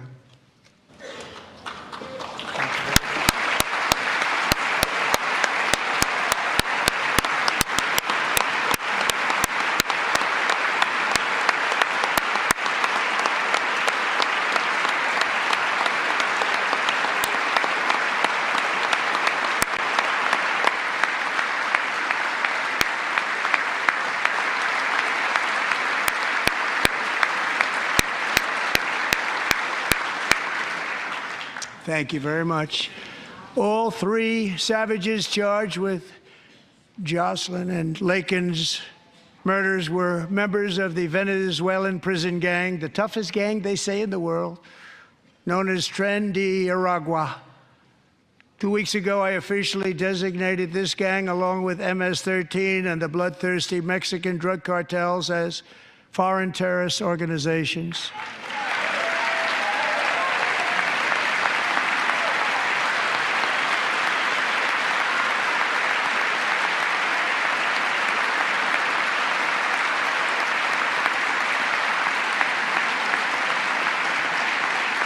They are now officially in the same category as ISIS, and that's not good for them.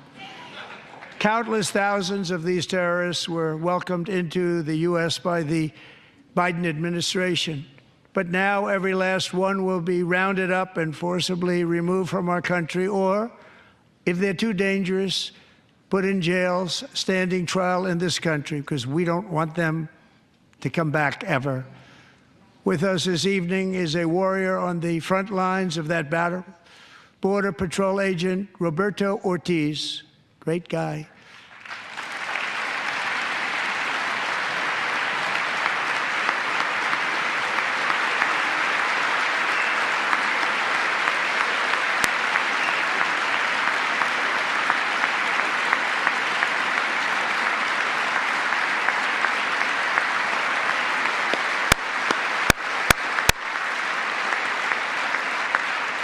In January, Roberto and another agent were patrolling by the Rio Grande near an area known as Cartel Island. Doesn't sound too nice to me.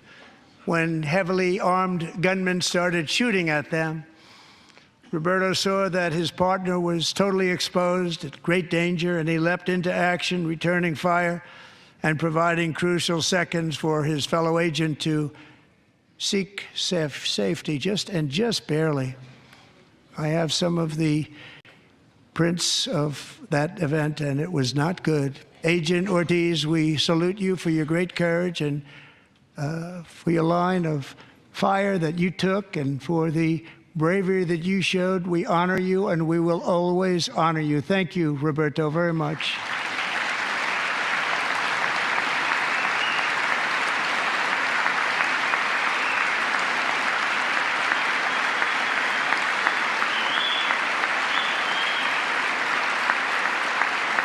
Thank you, Roberto. And I actually got to know him on my many calls to the border. He's a great gentleman. The territory to the immediate south of our border is now dominated entirely by criminal cartels that murder, rape, torture, and exercise total control. They have total control over a whole nation, posing a grave threat to our national security. The cartels are waging war in America, and it's time for America to wage war on the cartels, which we are doing.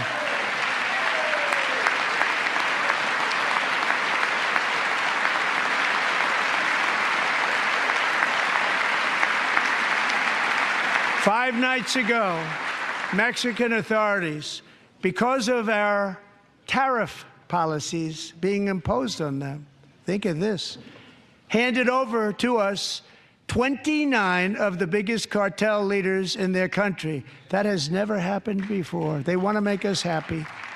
First time ever.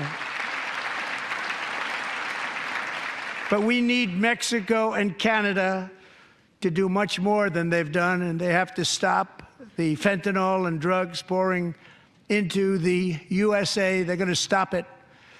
I have sent Congress a detailed funding request laying out exactly how we will eliminate these threats to protect our homeland and complete the largest deportation operation in American history, larger even than current record holder President Dwight D. Eisenhower, a moderate man, but someone who believed very strongly in borders. Americans expect Congress to send me this funding without delay so I can sign it into law. So, Mr. Speaker, John Thune, both of you, I hope you're going to be able to do that, Mr. Speaker. Thank you. Mr. Leader, thank you. Thank you very much. And let's get it to me. I'll sign it so fast, you won't even believe it.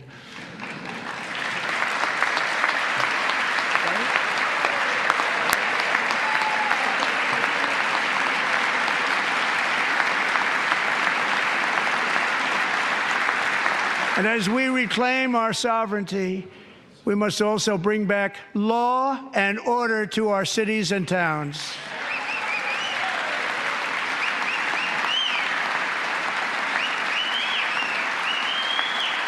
In recent years, our justice system has been turned upside down by radical left lunatics. Many jurisdictions virtually ceased enforcing the law against dangerous repeat offenders while weaponizing law enforcement against political opponents like me.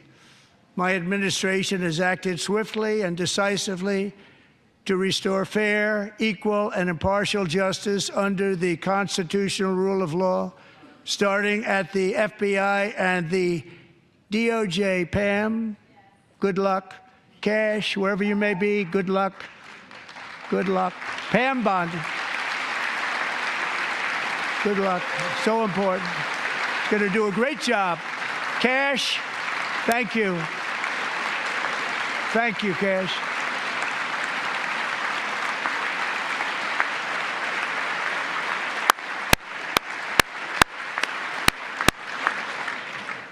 They've already started very strong. They're going to do a fantastic job. You're going to be very proud of them. We're also once again giving our police officers the support, protection, and respect they so dearly deserve. They have to get it. They have such a hard, dangerous job, but we're going to make it less dangerous. The problem is the bad guys don't respect the law, but they're starting to respect it, and they soon will respect it. This also includes our great fire departments throughout the country. Our firemen and women are unbelievable people, and we'll never forget them. And besides that, they voted for me in record numbers, so I have no choice.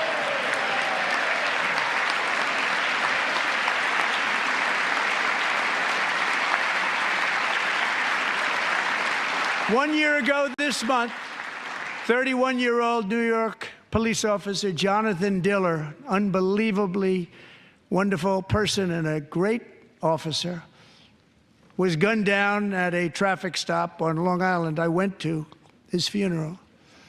The vicious criminal charged with his murder had 21 prior arrests, and they were rough arrests, too. He was a real bad one.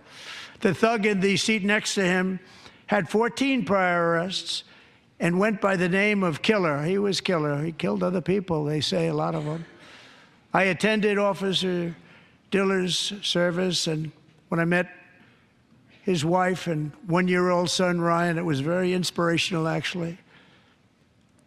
His widow's name is Stephanie, and she is here tonight. Stephanie, thank you very much, Stephanie. Thank you very much.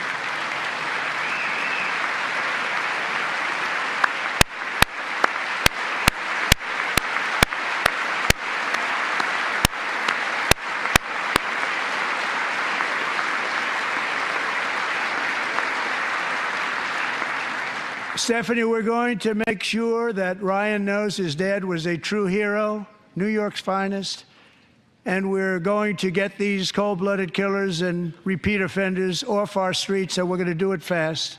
Got to stop it. They get out with 28 arrests. They push people into subway trains. They hit people over the head, back of the head with baseball bats. We got to get them out of here.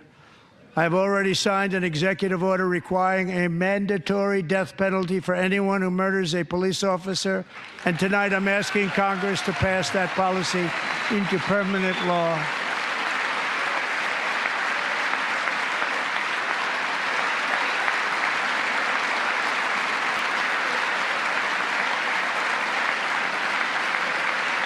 I'm also asking for a new crime bill getting tough on repeat offenders while enhancing protections for America's police officers so they can do their jobs without fear of their lives being totally destroyed. They don't want to be killed. We're not going to let them be killed. Joining us in the gallery tonight is a young man who truly loves our police. His name is DJ Daniel. He is 13 years old, and he has always dreamed of becoming a police officer.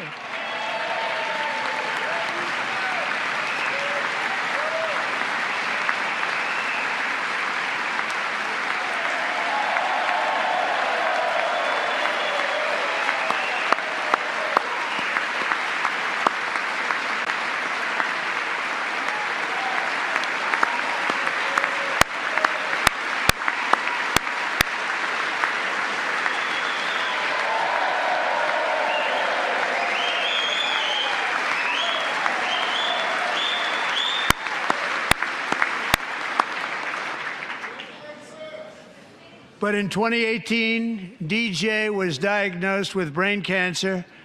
The doctors gave him 5 months at most to live. That was more than 6 years ago.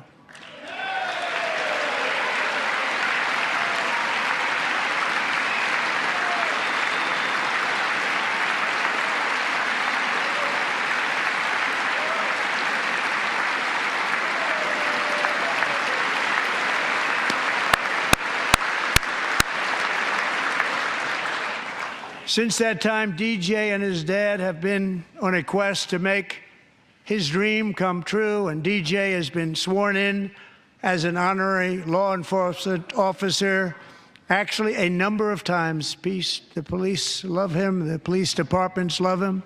And tonight, DJ, we're going to do you the biggest honor of them all. I am asking our new Secret Service Director, Sean Curran, to officially make you an agent of the United States Secret Service.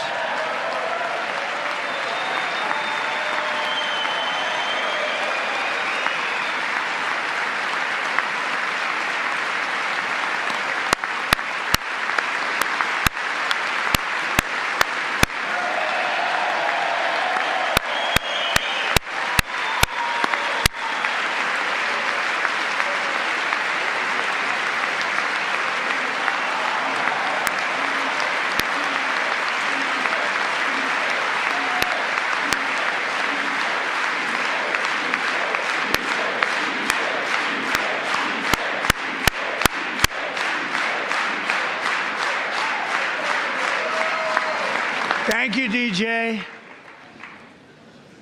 DJ's doctors believe his cancer likely came from a chemical he was exposed to when he was younger. Since 1975, rates of child cancer have increased by more than 40%.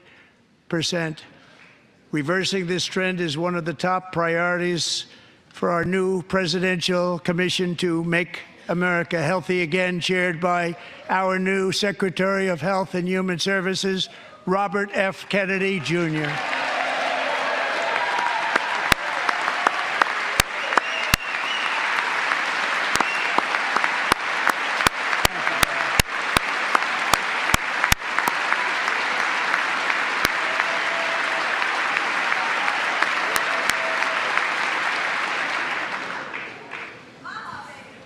With the name Kennedy, you would have thought everybody over here would have been cheering. How quickly they forget.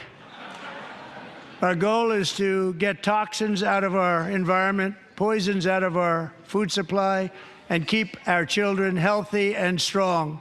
As an example, not long ago, and you can't even believe these numbers, 1 in 10,000 children had autism, 1 in 10,000, and now it's 1 in 36.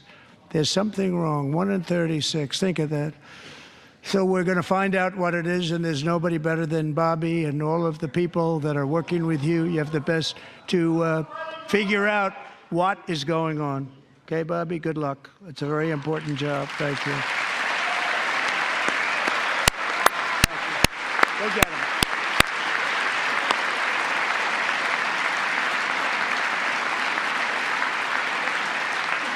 Thank you. My administration is also working to protect our children from toxic ideologies in our schools. A few years ago, January Littlejohn and her husband discovered that their daughter's school had secretly socially transitioned their 13-year-old little girl. Teachers and administrators conspired to deceive January and her husband while encouraging her daughter to use a new name and pronouns. They, them pronoun, actually, all without telling January, who is here tonight and is now a courageous advocate against this form of child abuse. January, thank you. Thank you. Thank you very much. Thank you.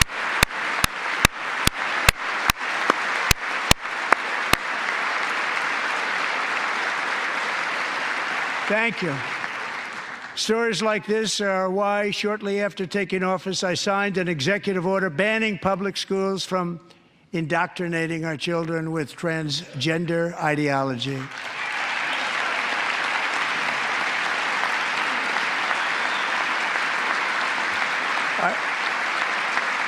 I also signed an order to cut off all taxpayer funding to any institution that engages in the sexual mutilation of our youth.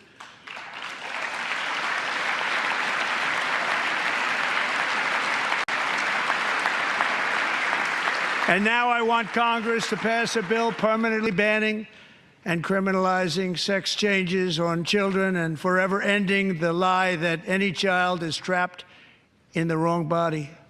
This is a big lie.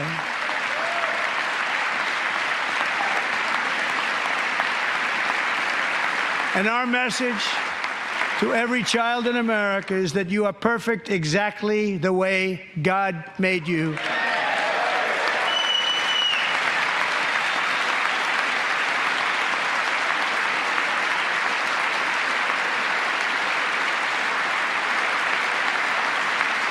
Because we're getting wokeness out of our schools and out of our military, and it's already out, and it's out of our society. We don't want it. Wokeness is trouble. Wokeness is bad. It's gone. It's gone. And we feel so much better for it, don't we? Don't we feel better? Our service members won't be activists and ideologues. They will be fighters and warriors. They will fight for our country. And Pete, congratulations. Secretary of Defense, congratulations.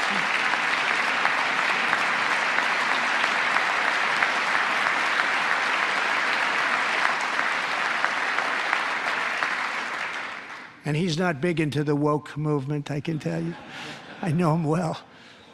I am pleased to report that in January, the U.S. Army had its single best recruiting month in 15 years, and that all armed services are having among the best recruiting results ever in the history of our services. What a difference.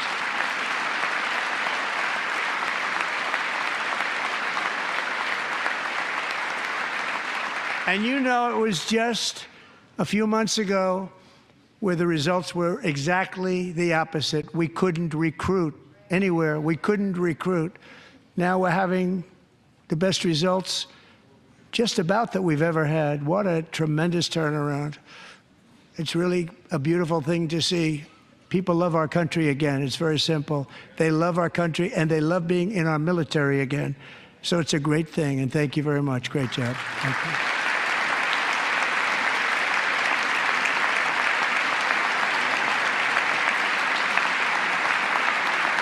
We're joined tonight by a young man, Jason Hartley, who knows the weight of that call of duty.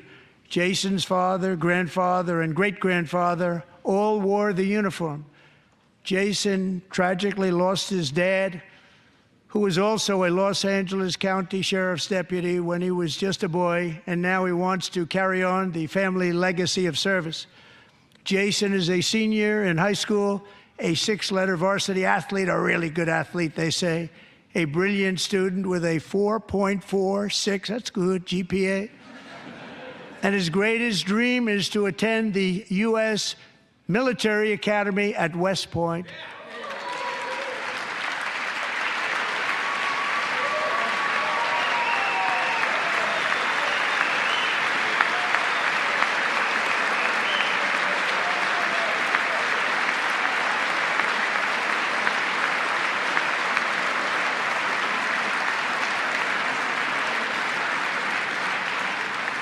And Jason, that's a very big deal getting in. That's a hard one to get into. But I'm pleased to inform you that your application has been accepted. You will soon be joining the Corps of Cadets.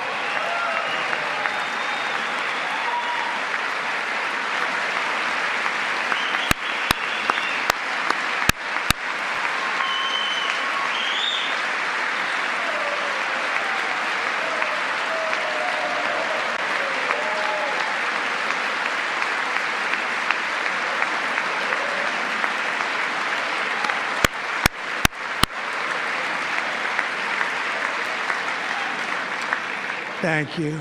Jason, you're going to be on the long gray line, Jason. As Commander-in-Chief, my focus is on building the most powerful military of the future.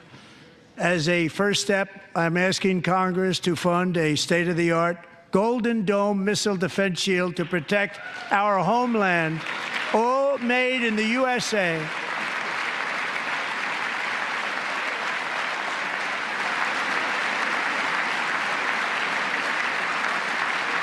And Ronald Reagan wanted to do it long ago, but the technology just wasn't there, not even close. But now we have the technology. It's incredible, actually.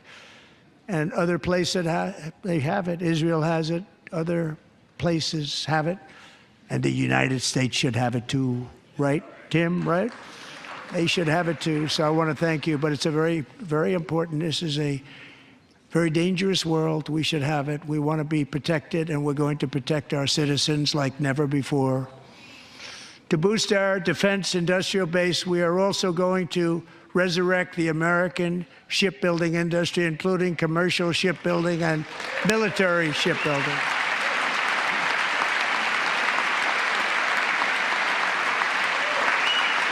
And for that purpose, I am announcing tonight that we will create a new Office of Shipbuilding in the White House and offer special tax incentives to bring this industry home to America where it belongs. We used to make so many ships. We don't make them anymore very much, but we're going to make them very fast, very soon. It will have a huge impact. To further enhance our national security, my administration will be reclaiming the Panama Canal, and we've already started doing it.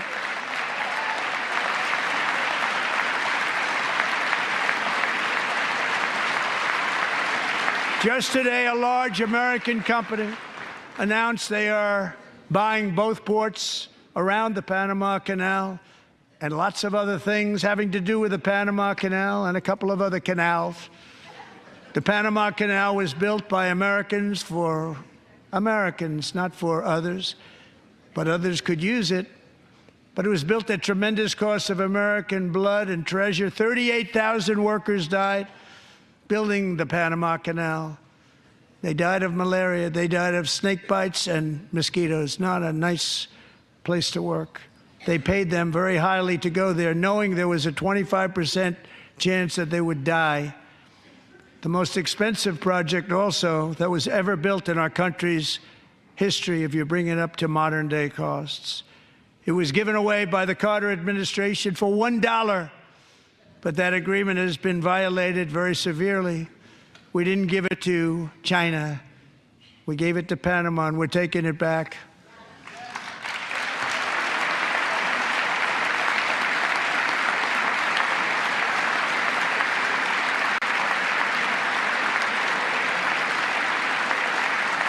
And we have Marco Rubio in charge. Good luck, Marco. Now, we know who to blame if anything goes wrong. Marco's been amazing, and he's going to do a great job. Think of it. He got 100 votes. You know, he was approved with actually 99, but the 100th was this gentleman, and I feel very certain. So let's assume he got 100 votes. And I'm either very, very happy about that or I'm very concerned about it. But he's already proven. I mean, he's a great gentleman. He's respected by everybody, and we appreciate you voting for Marco. He's going to do a fantastic job. Thank you. Thank you. He's doing a great job. Great job. And I also have a message tonight for the incredible people of Greenland. We strongly support your right to determine your own future. And if you choose, we welcome you into the United States of America. We need Greenland for national security and even international security, and we're working with everybody involved to try and get it. But we need it really for international world security, and I think we're going to get it. One way or the other, we're going to get it. We will keep you safe. We will make you rich, and together we will take Greenland to heights like you have never thought possible before. It's a very small population, but very, very large piece of land and very, very important for military security. America is once again standing strong against the forces of radical Islamic terrorism. 3.5 years ago, ISIS terrorists killed 13 American service members and countless others in the Abbey Gate bombing during the disastrous and incompetent withdrawal from Afghanistan. Not that they were withdrawing, it was the way they withdrew. Perhaps the most embarrassing moment in the history of our country. Tonight, I am pleased to announce that we have just apprehended the top terrorist responsible for that atrocity, and he is right now on his way here to face the swift sword of American justice.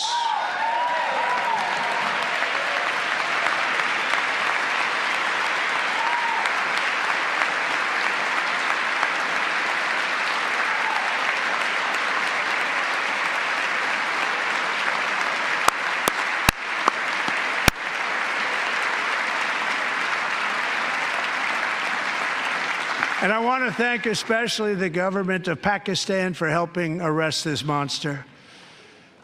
This was a very momentous day for those 13 families who I actually got to know very well, most of them, whose children were murdered, and the many people that were so badly, over 42 people, so badly injured on that fateful day in Afghanistan. What a horrible day.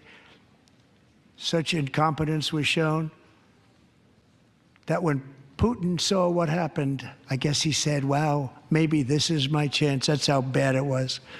Should have never happened. Grossly incompetent people. I spoke to many of the parents and loved ones, and they're all in our hearts tonight. Just spoke to them on the phone. We had a big call.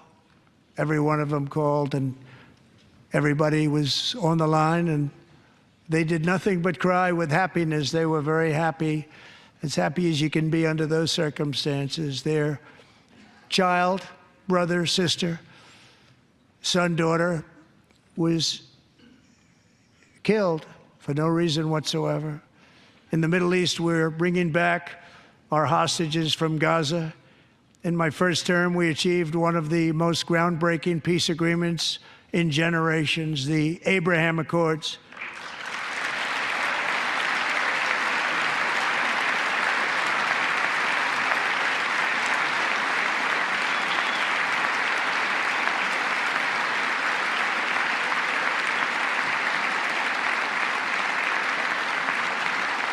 And now we're going to build on that foundation to create a more peaceful and prosperous future for the entire region. A lot of things are happening in the Middle East. People have been talking about that so much lately with everything going on with Ukraine and Russia. But a lot of things are happening in the Middle East. It's a rough neighborhood, actually. I'm also working tirelessly to end the savage conflict in Ukraine. Millions of Ukrainians and Russians have been needlessly killed or wounded in this horrific and brutal conflict with no end in sight. The United States has sent hundreds of billions of dollars to support Ukraine's defense with no security, with no anything.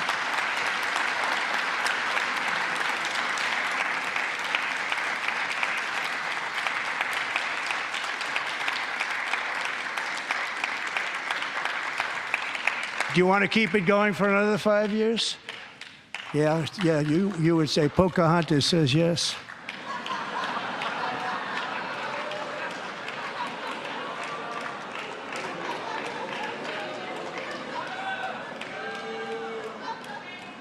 $2,000 people are being killed every single week. More than that. They're Russian young people. They're Ukrainian young people. They're not Americans. But I want it to stop. Meanwhile, Europe has sadly spent more money buying Russian oil and gas than they have spent on defending Ukraine, by far. Think of that. They've spent more buying Russian oil and gas than they have defending. And we've spent perhaps $350 billion, like taking candy from a baby. That's what happened. And they've spent $100 billion. What a difference that is. And we have an ocean separating us, and they don't. But we're getting along very well with them, and lots of good things are happening. Biden has authorized more money in this fight than Europe has spent by billions and billions of dollars. It's hard to believe that they wouldn't have stopped it and said at some point, come on, let's equalize. You got to be equal to us. But that didn't happen. Earlier today, I received an important letter from President Zelensky of Ukraine. The letter reads, Ukraine is ready to come to the negotiating table as soon as possible to bring lasting peace closer. Nobody wants peace more than the Ukrainians, he said. My team and I stand ready to work under President Trump's strong leadership to get a peace that lasts. We do really value how much America has done to help Ukraine maintain its sovereignty and independence. Regarding the agreement on minerals and security, Ukraine is ready to sign it at any time that is convenient for you.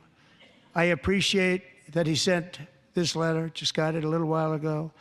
Simultaneously, we've had serious discussions with Russia and have received strong signals that they are ready for peace. Wouldn't that be beautiful? Wouldn't that be beautiful?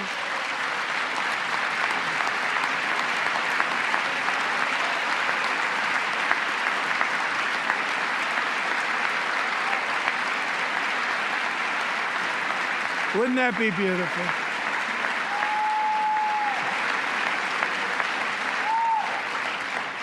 It's time to stop this madness. It's time to halt the killing.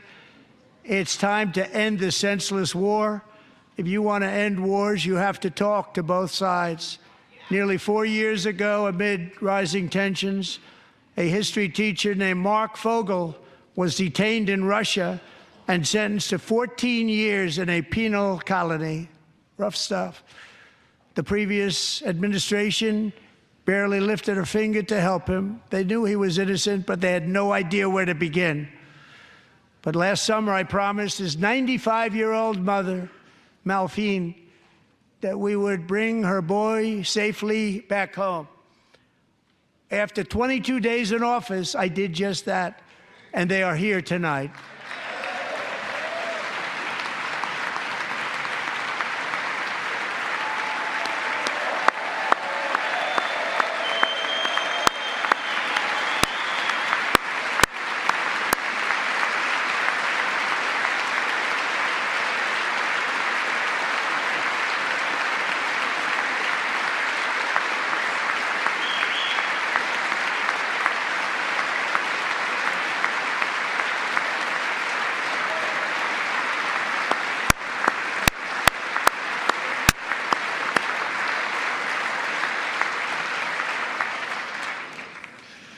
To Mark and his great mom, we are delighted to have you safe and sound and with us.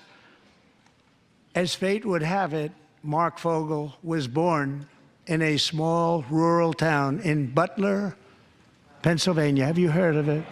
Where his mother has lived for the past 78 years. I just happened to go there last July 13th for a rally. That was not pleasant.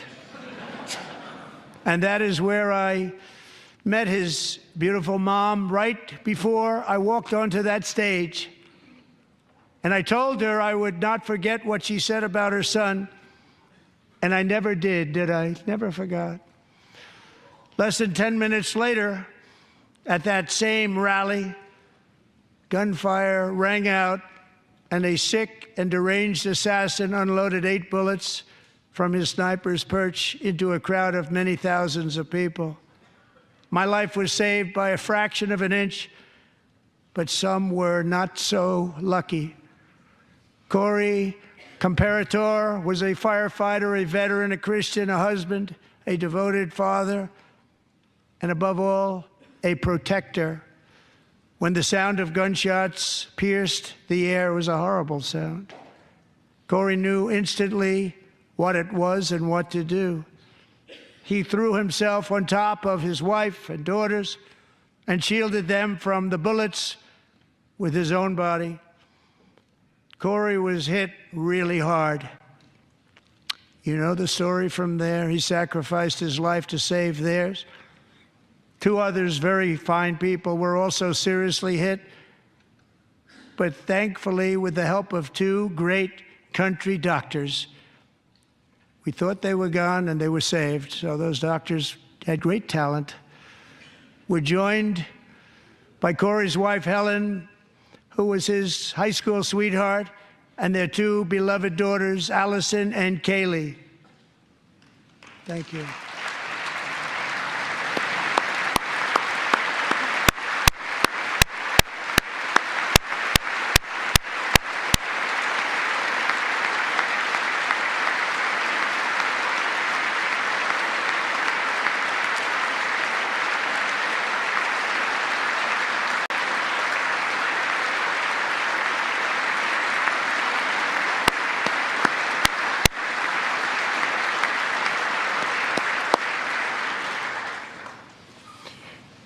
To Helen, Allison, and Kaylee, Corey is looking down on his 3 beautiful ladies right now, and he is cheering you on. He loves you. He is cheering you on.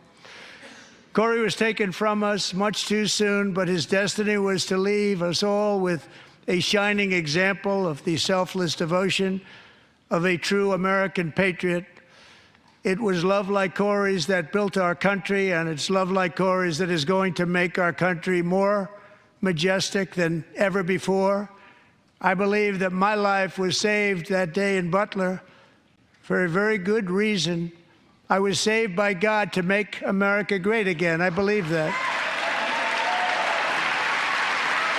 Thank you. Thank you.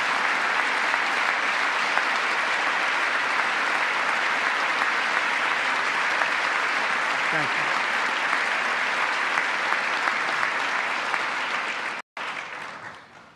Thank you very much. From the patriots of Lexington and Concord, the heroes of Gettysburg and Normandy, from the warriors who crossed the Delaware to the trailblazers who climbed the Rockies, and from the legends who soared at Kitty Hawk to the astronauts who touched the moon, Americans have always been the people who defied all odds, transcended all dangers, made the most extraordinary sacrifices, and did whatever it took to defend our children, our country, and our freedom.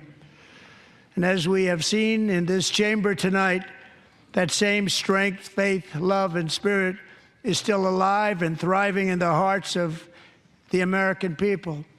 Despite the best efforts of those who would try to censor us, silence us, break us, destroy us, Americans are today a proud, free, sovereign, and independent nation that will always be free, and we will fight for it till death. We will never let anything happen to our beloved country, because we are a country of doers, dreamers, fighters, and survivors.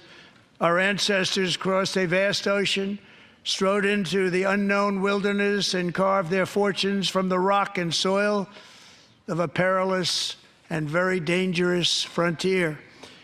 They chased our destiny across a boundless continent. They built the railroads, laid the highways, and graced the world with American marvels like the Empire State Building, the mighty Hoover Dam, and the towering Golden Gate Bridge. They lit the world with electricity, broke free of the force of gravity, fired up the engines of American industry, vanquished the communists, fascists, and Marxists all over the world, and gave us countless modern wonders sculptured out of iron, glass, and steel. We stand on the shoulders of these pioneers who won and built the modern age. These workers who poured their sweat into the skylines of our cities. These warriors who shed their blood on fields of battle and gave everything they had for our rights and for our freedom. Now it is our time to take up the righteous cause of American liberty.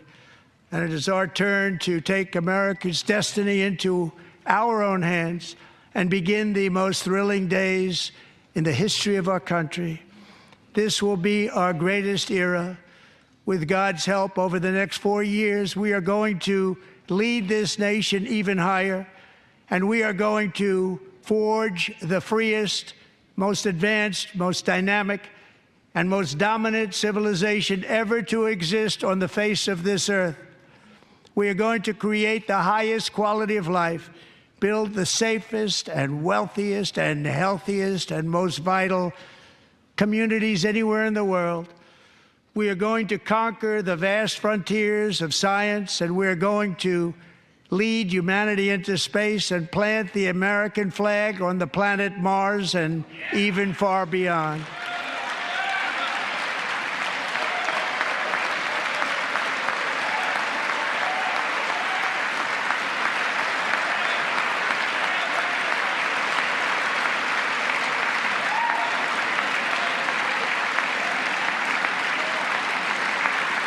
And through it all, we are going to rediscover the unstoppable power of the American spirit. And we are going to renew unlimited promise of the American dream.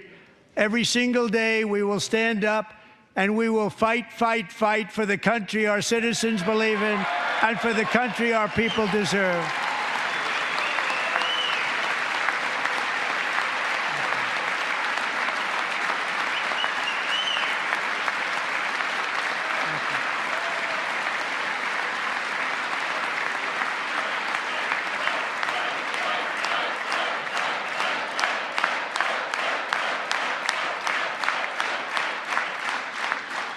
My fellow Americans, get ready for an incredible future, because the golden age of America has only just begun. It will be like nothing that has ever been seen before. Thank you, God bless you, and God bless America.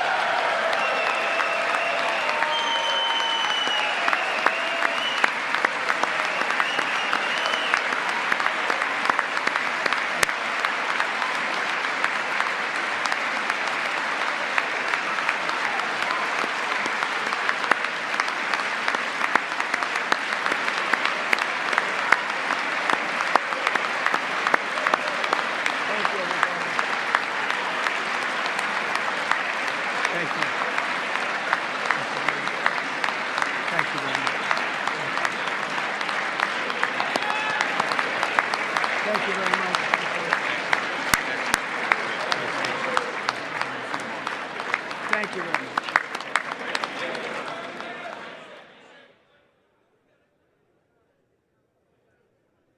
The 47th President of the United States, President Trump. Let's keep that on, but he's now going to exit. Democrats did not applaud for any line, including peace in Ukraine brought by the Russians. Most of those seats you see right there, the Democrats have already left. I have never seen a ruder, more unacceptable response from the Democrat Party. I want to keep this shot as the president leaves. He's shaking hands now with members of the Joint Chiefs of Staff. I want to bring in Brian Glenn in the Capitol and John Solomon. John, I want to start with you for a second. Brother, you've done this for a long time. Have you ever seen a response like the Democratic Party had tonight of just the absolute rudeness that they showed in the uncivility they've showed the President of the United States? No, listen, I think they have harmed their party's brand even further than they did going into the 2024 election. They're disconnected from the American people.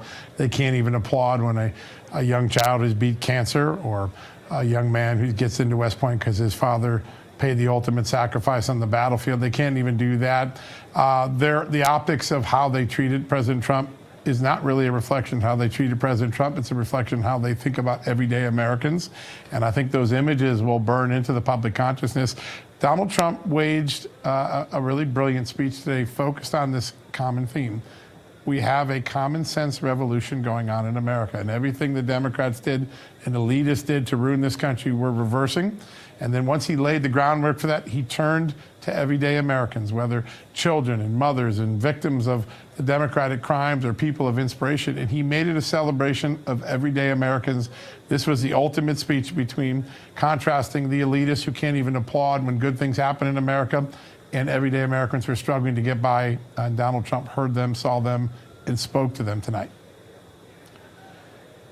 John, I think that's an absolute perfect analysis of the speech. It was so powerful, but it went between actions he's taken and results in stories of everyday Americans. I mean, it really reinforced his whole concept of the revolution of common sense. Brian Glenn's at the Capitol.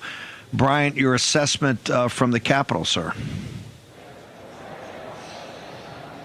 Well, I think it was classic Trump as far as it had a little bit of a rally flair to it, the pacing of the speech, the recapping of his accomplishments, and a little bit of trolling on the left, calling them out.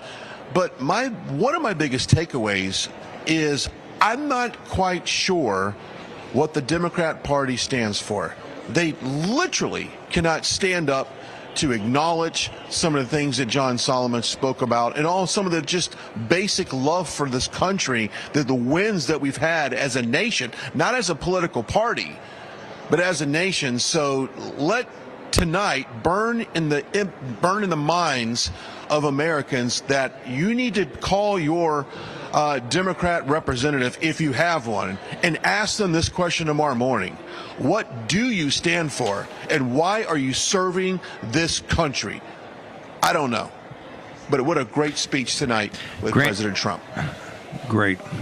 A blockbuster. You stay right there, Brian. Let's bring in Grant Stinchfield. Let's keep our... Okay. We had technical problem. Can't get Grant. John Solomon, you talk about not applauding some of President Trump's accomplishments, and President Trump did a little trouble. There's Marjorie Taylor Greene. I think we've seen her before. They did not applaud. In fact, they rolled their eyes at some of the human interest stories that President Trump, everyday Americans that President Trump told the story, particularly the young man with cancer who they made a Secret Service agent. They cut to, I think, Dingell and some Democrats that are sitting there rolling their eyes at that. I mean, how can you expect to be a party to represent the people when you're just so full of hatred? It is a party of intolerance. I've been saying it. It's the big I word in the Democratic Party. Trump was fighting inflation, insanity, and insecurity, but the biggest fight that the Democratic Party has is overcoming its own intolerance of the American people. They're elitists. They look down on the rest of us.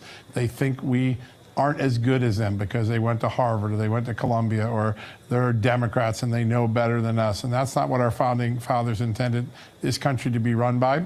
And I think tonight Americans got a billion words out of a few handful of expressions and impoliteness, whether it was Al Green getting kicked out at the top of the speech, which I think most Americans don't appreciate, or the various moments. Now, there were a few times where a few Democrats did something, but it was, there were a handful that applauded on things, but the vast majority and almost all the leadership, they really, that wasn't a slight to Donald Trump, it was a slight to the American people.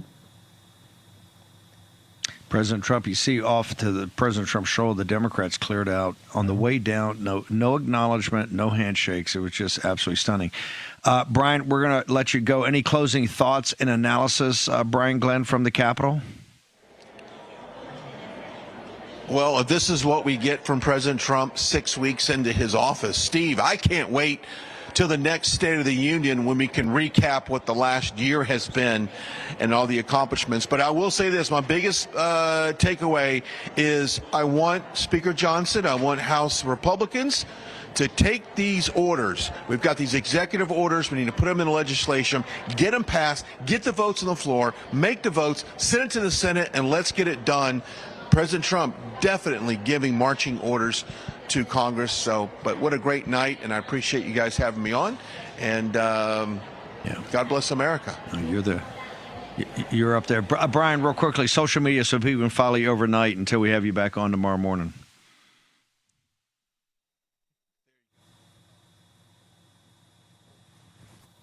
Instagram at Brian on True Social, and always way, Steve. Thank you very much. Thank you, sir. John Solomon, any closing thoughts? There was some big news in this speech, too. It wasn't just about atmospherics in themes. He is going to create a renaissance in shipbuilding, has a White House shipbuilding office. I think that was a big moment. He proposed creating tax deductions for auto loans, provided that the car you buy is made in America. That's very middle of America.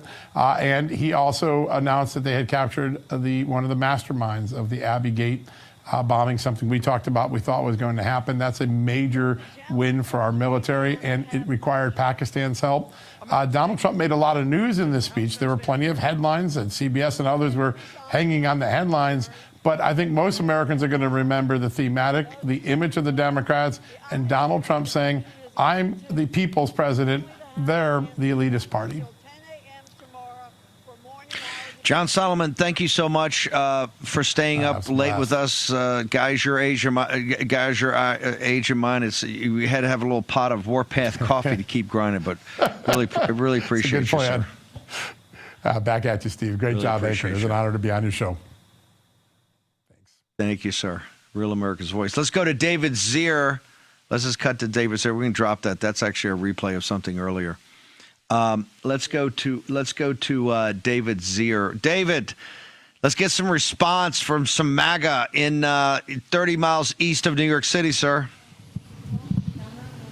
Yeah, great people here. Anybody knows better about the border than Matt Kochman, who lost 2 sons to fentanyl. What were your biggest takeaways tonight? Well, Trump has cracked down on fentanyl. He's really going after Canada and Mexico. And I can't believe it. Extraordinary times. Years ago. Extraordinary times. What were your biggest takeaways today? That our president has made his promises and he's just getting started. Have you ever seen a politician keep his promises? Yes. Okay, right now, right? Yep. All right. That's wonderful. And what's your name? Paris. Hi, Paris. What was your biggest takeaway tonight?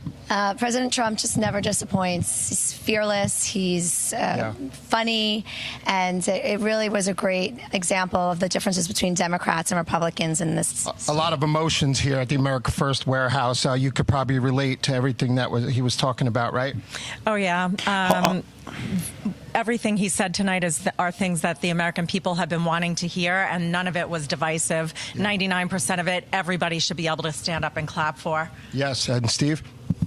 David, go back to Paris. When she said it shows you the difference between Democrats and Republicans, what did she mean? It shows you the difference between Democrats and Republicans, you said. What do you mean by that? Well, the Democrats are sitting down for things that they should be standing up for if they are Americans and they believe in freedom. And the Republicans are giving it their all and supporting their president in his patriotic attempts to make America great again. Yeah, definitely that. And what's your name, sir? My name is Salvatore. Yes, what's up, Steve? Yeah, I want to go back to ask you, the second woman right there. She just said this was a unifying message, but the Democrats didn't even greet President Trump, didn't shake his hand, didn't acknowledge him, and never clapped for anything all night. Yeah, and you were saying it's a unifying message, but the Democrats and Trump said I could talk till I'm blue in the face, basically, and they'll still never come on board. What did you mean by that? Well, I think that it's a time for what I always say is purple. We all bleed red. We all are Americans. We all want the same basic things. It's time to drop the party politics, all these establishment people, and come on board with the rest of America. Do you think deep down they know he's right? They do. Yeah. They're just afraid to admit it. Maybe they'll come around, Steve. David, let's get a few more people there at the center. Let's go. Who else you got? Yeah. Guys, come on around. And what's your name again? My name is Salvatore. What do you do for a living? I work for the Town of Hempstead Parks Department. Okay. I'm working right now over at a park that's right by my house. Do you want Doge at the local and state level also? Well, it all depends on. I really think that we should investigate every government official and make sure that everything's being properly funded, especially with what's going on in New York City with all the MTA congestion pricing and all that. Yeah, Trump helping New Yorkers, stepping in, talking about crime in New York City, people getting pushed on the subway, and we have James Justice here. James, what were your biggest takeaways tonight, and do you think Trump's doing a good job for New Yorkers? I think Trump absolutely nailed it tonight. There's a clear reflection on the Democrats and their attitude towards America and the values. By not standing was the most disrespectful thing you could ever do. And I think Trump is going to do a fantastic job, and we are crushing it right now. And make sure you tune into the podcast at the America First Warehouse. Yeah, Joe, great people, patriots. Long Island is MAGA red, something unique in New York State. And a special thanks here, Joe the Box, for putting this together tonight. Wonderful people here, hardworking, small business owners, can't shop anymore and afford it. Even Walmart's admitted that people can't afford food and goods anymore. So maybe help is on the way. David Zier, thank you so much. David Zier, what's your social media? People can follow you, sir. At Dave Zier on X and David Zier on everything else. Thank you, brother. Appreciate it. And say thank you tonight for everybody there. It was fantastic. A great watch party at the America First Warehouse in Suffolk, New York. Let's go. We're going to wrap up tonight with the one and only Grant Stinchfield. Stinchfield, in this little past your bedtime, sir? You know what? I stay up late all the time. I get up early and I stay up late. Maybe that's the one thing I have in common with Trump. You know what? I'm a little bit of a night owl, so this is my time. And Steve, I'll tell you what. You asked me earlier. Do you think President Trump? What tone will he take? And I said, I don't know. I think he can go either way. And you know what? That's exactly what he did tonight. He took a fiery tone at times. He took a measured tone at times. I think he was compassionate. I think this DJ Daniel kid with the brain cancer stole the show, hugging Sean Curran. What an amazing sight. But I think, like you, my takeaway wasn't even what President Trump said, because I knew most of what was coming, most of it anyway. I think my takeaway was watching the Democrats. It was so disrespectful. It was so petty. So disrespectful. It really was, Steve. And I think petty. The American people are going to look at that. Yeah. If you're a Democrat today, you have to be embarrassed by your leadership. No mother in America would tell their children to act like that. No, Grant, some of those human stories of the heroes and the young man that had the brain cancer, they wouldn't even applaud for that. They rolled their eyes. They just show you they're not connected to the American people. Trump has this visceral connection to people, and they don't. And you can't bridge that gap. That's what I keep saying. One side's going to win and one side's going to lose. You can't compromise. There's nothing to compromise with, and I think this showed tonight, sir. You had a Border Patrol agent who's under fire, returning fire to save his partner, and the Democrats don't stand for that? What does that say for their party? What does that say about their respect for human life, which we know they don't respect? They'd rather embrace a criminal than they would law enforcement heroes, than they would American heroes, than they would Americans suffering with disease and financial hardship. Well, I'll tell you what, I think the Democrat Party was set back a lot tonight. Their behavior really made them look, it was worse than childish. It was really despicable behavior, Steve. Grant Stinchfield, thank you for waiting up with us tonight. Want to thank Real America's Voice, the entire team, for putting this together. We'll see you back in the War Room live at 10 a.m. Eastern Time tomorrow morning. We're going to toss it back to Central Control. Thank you very much tonight. See you tomorrow morning at 10.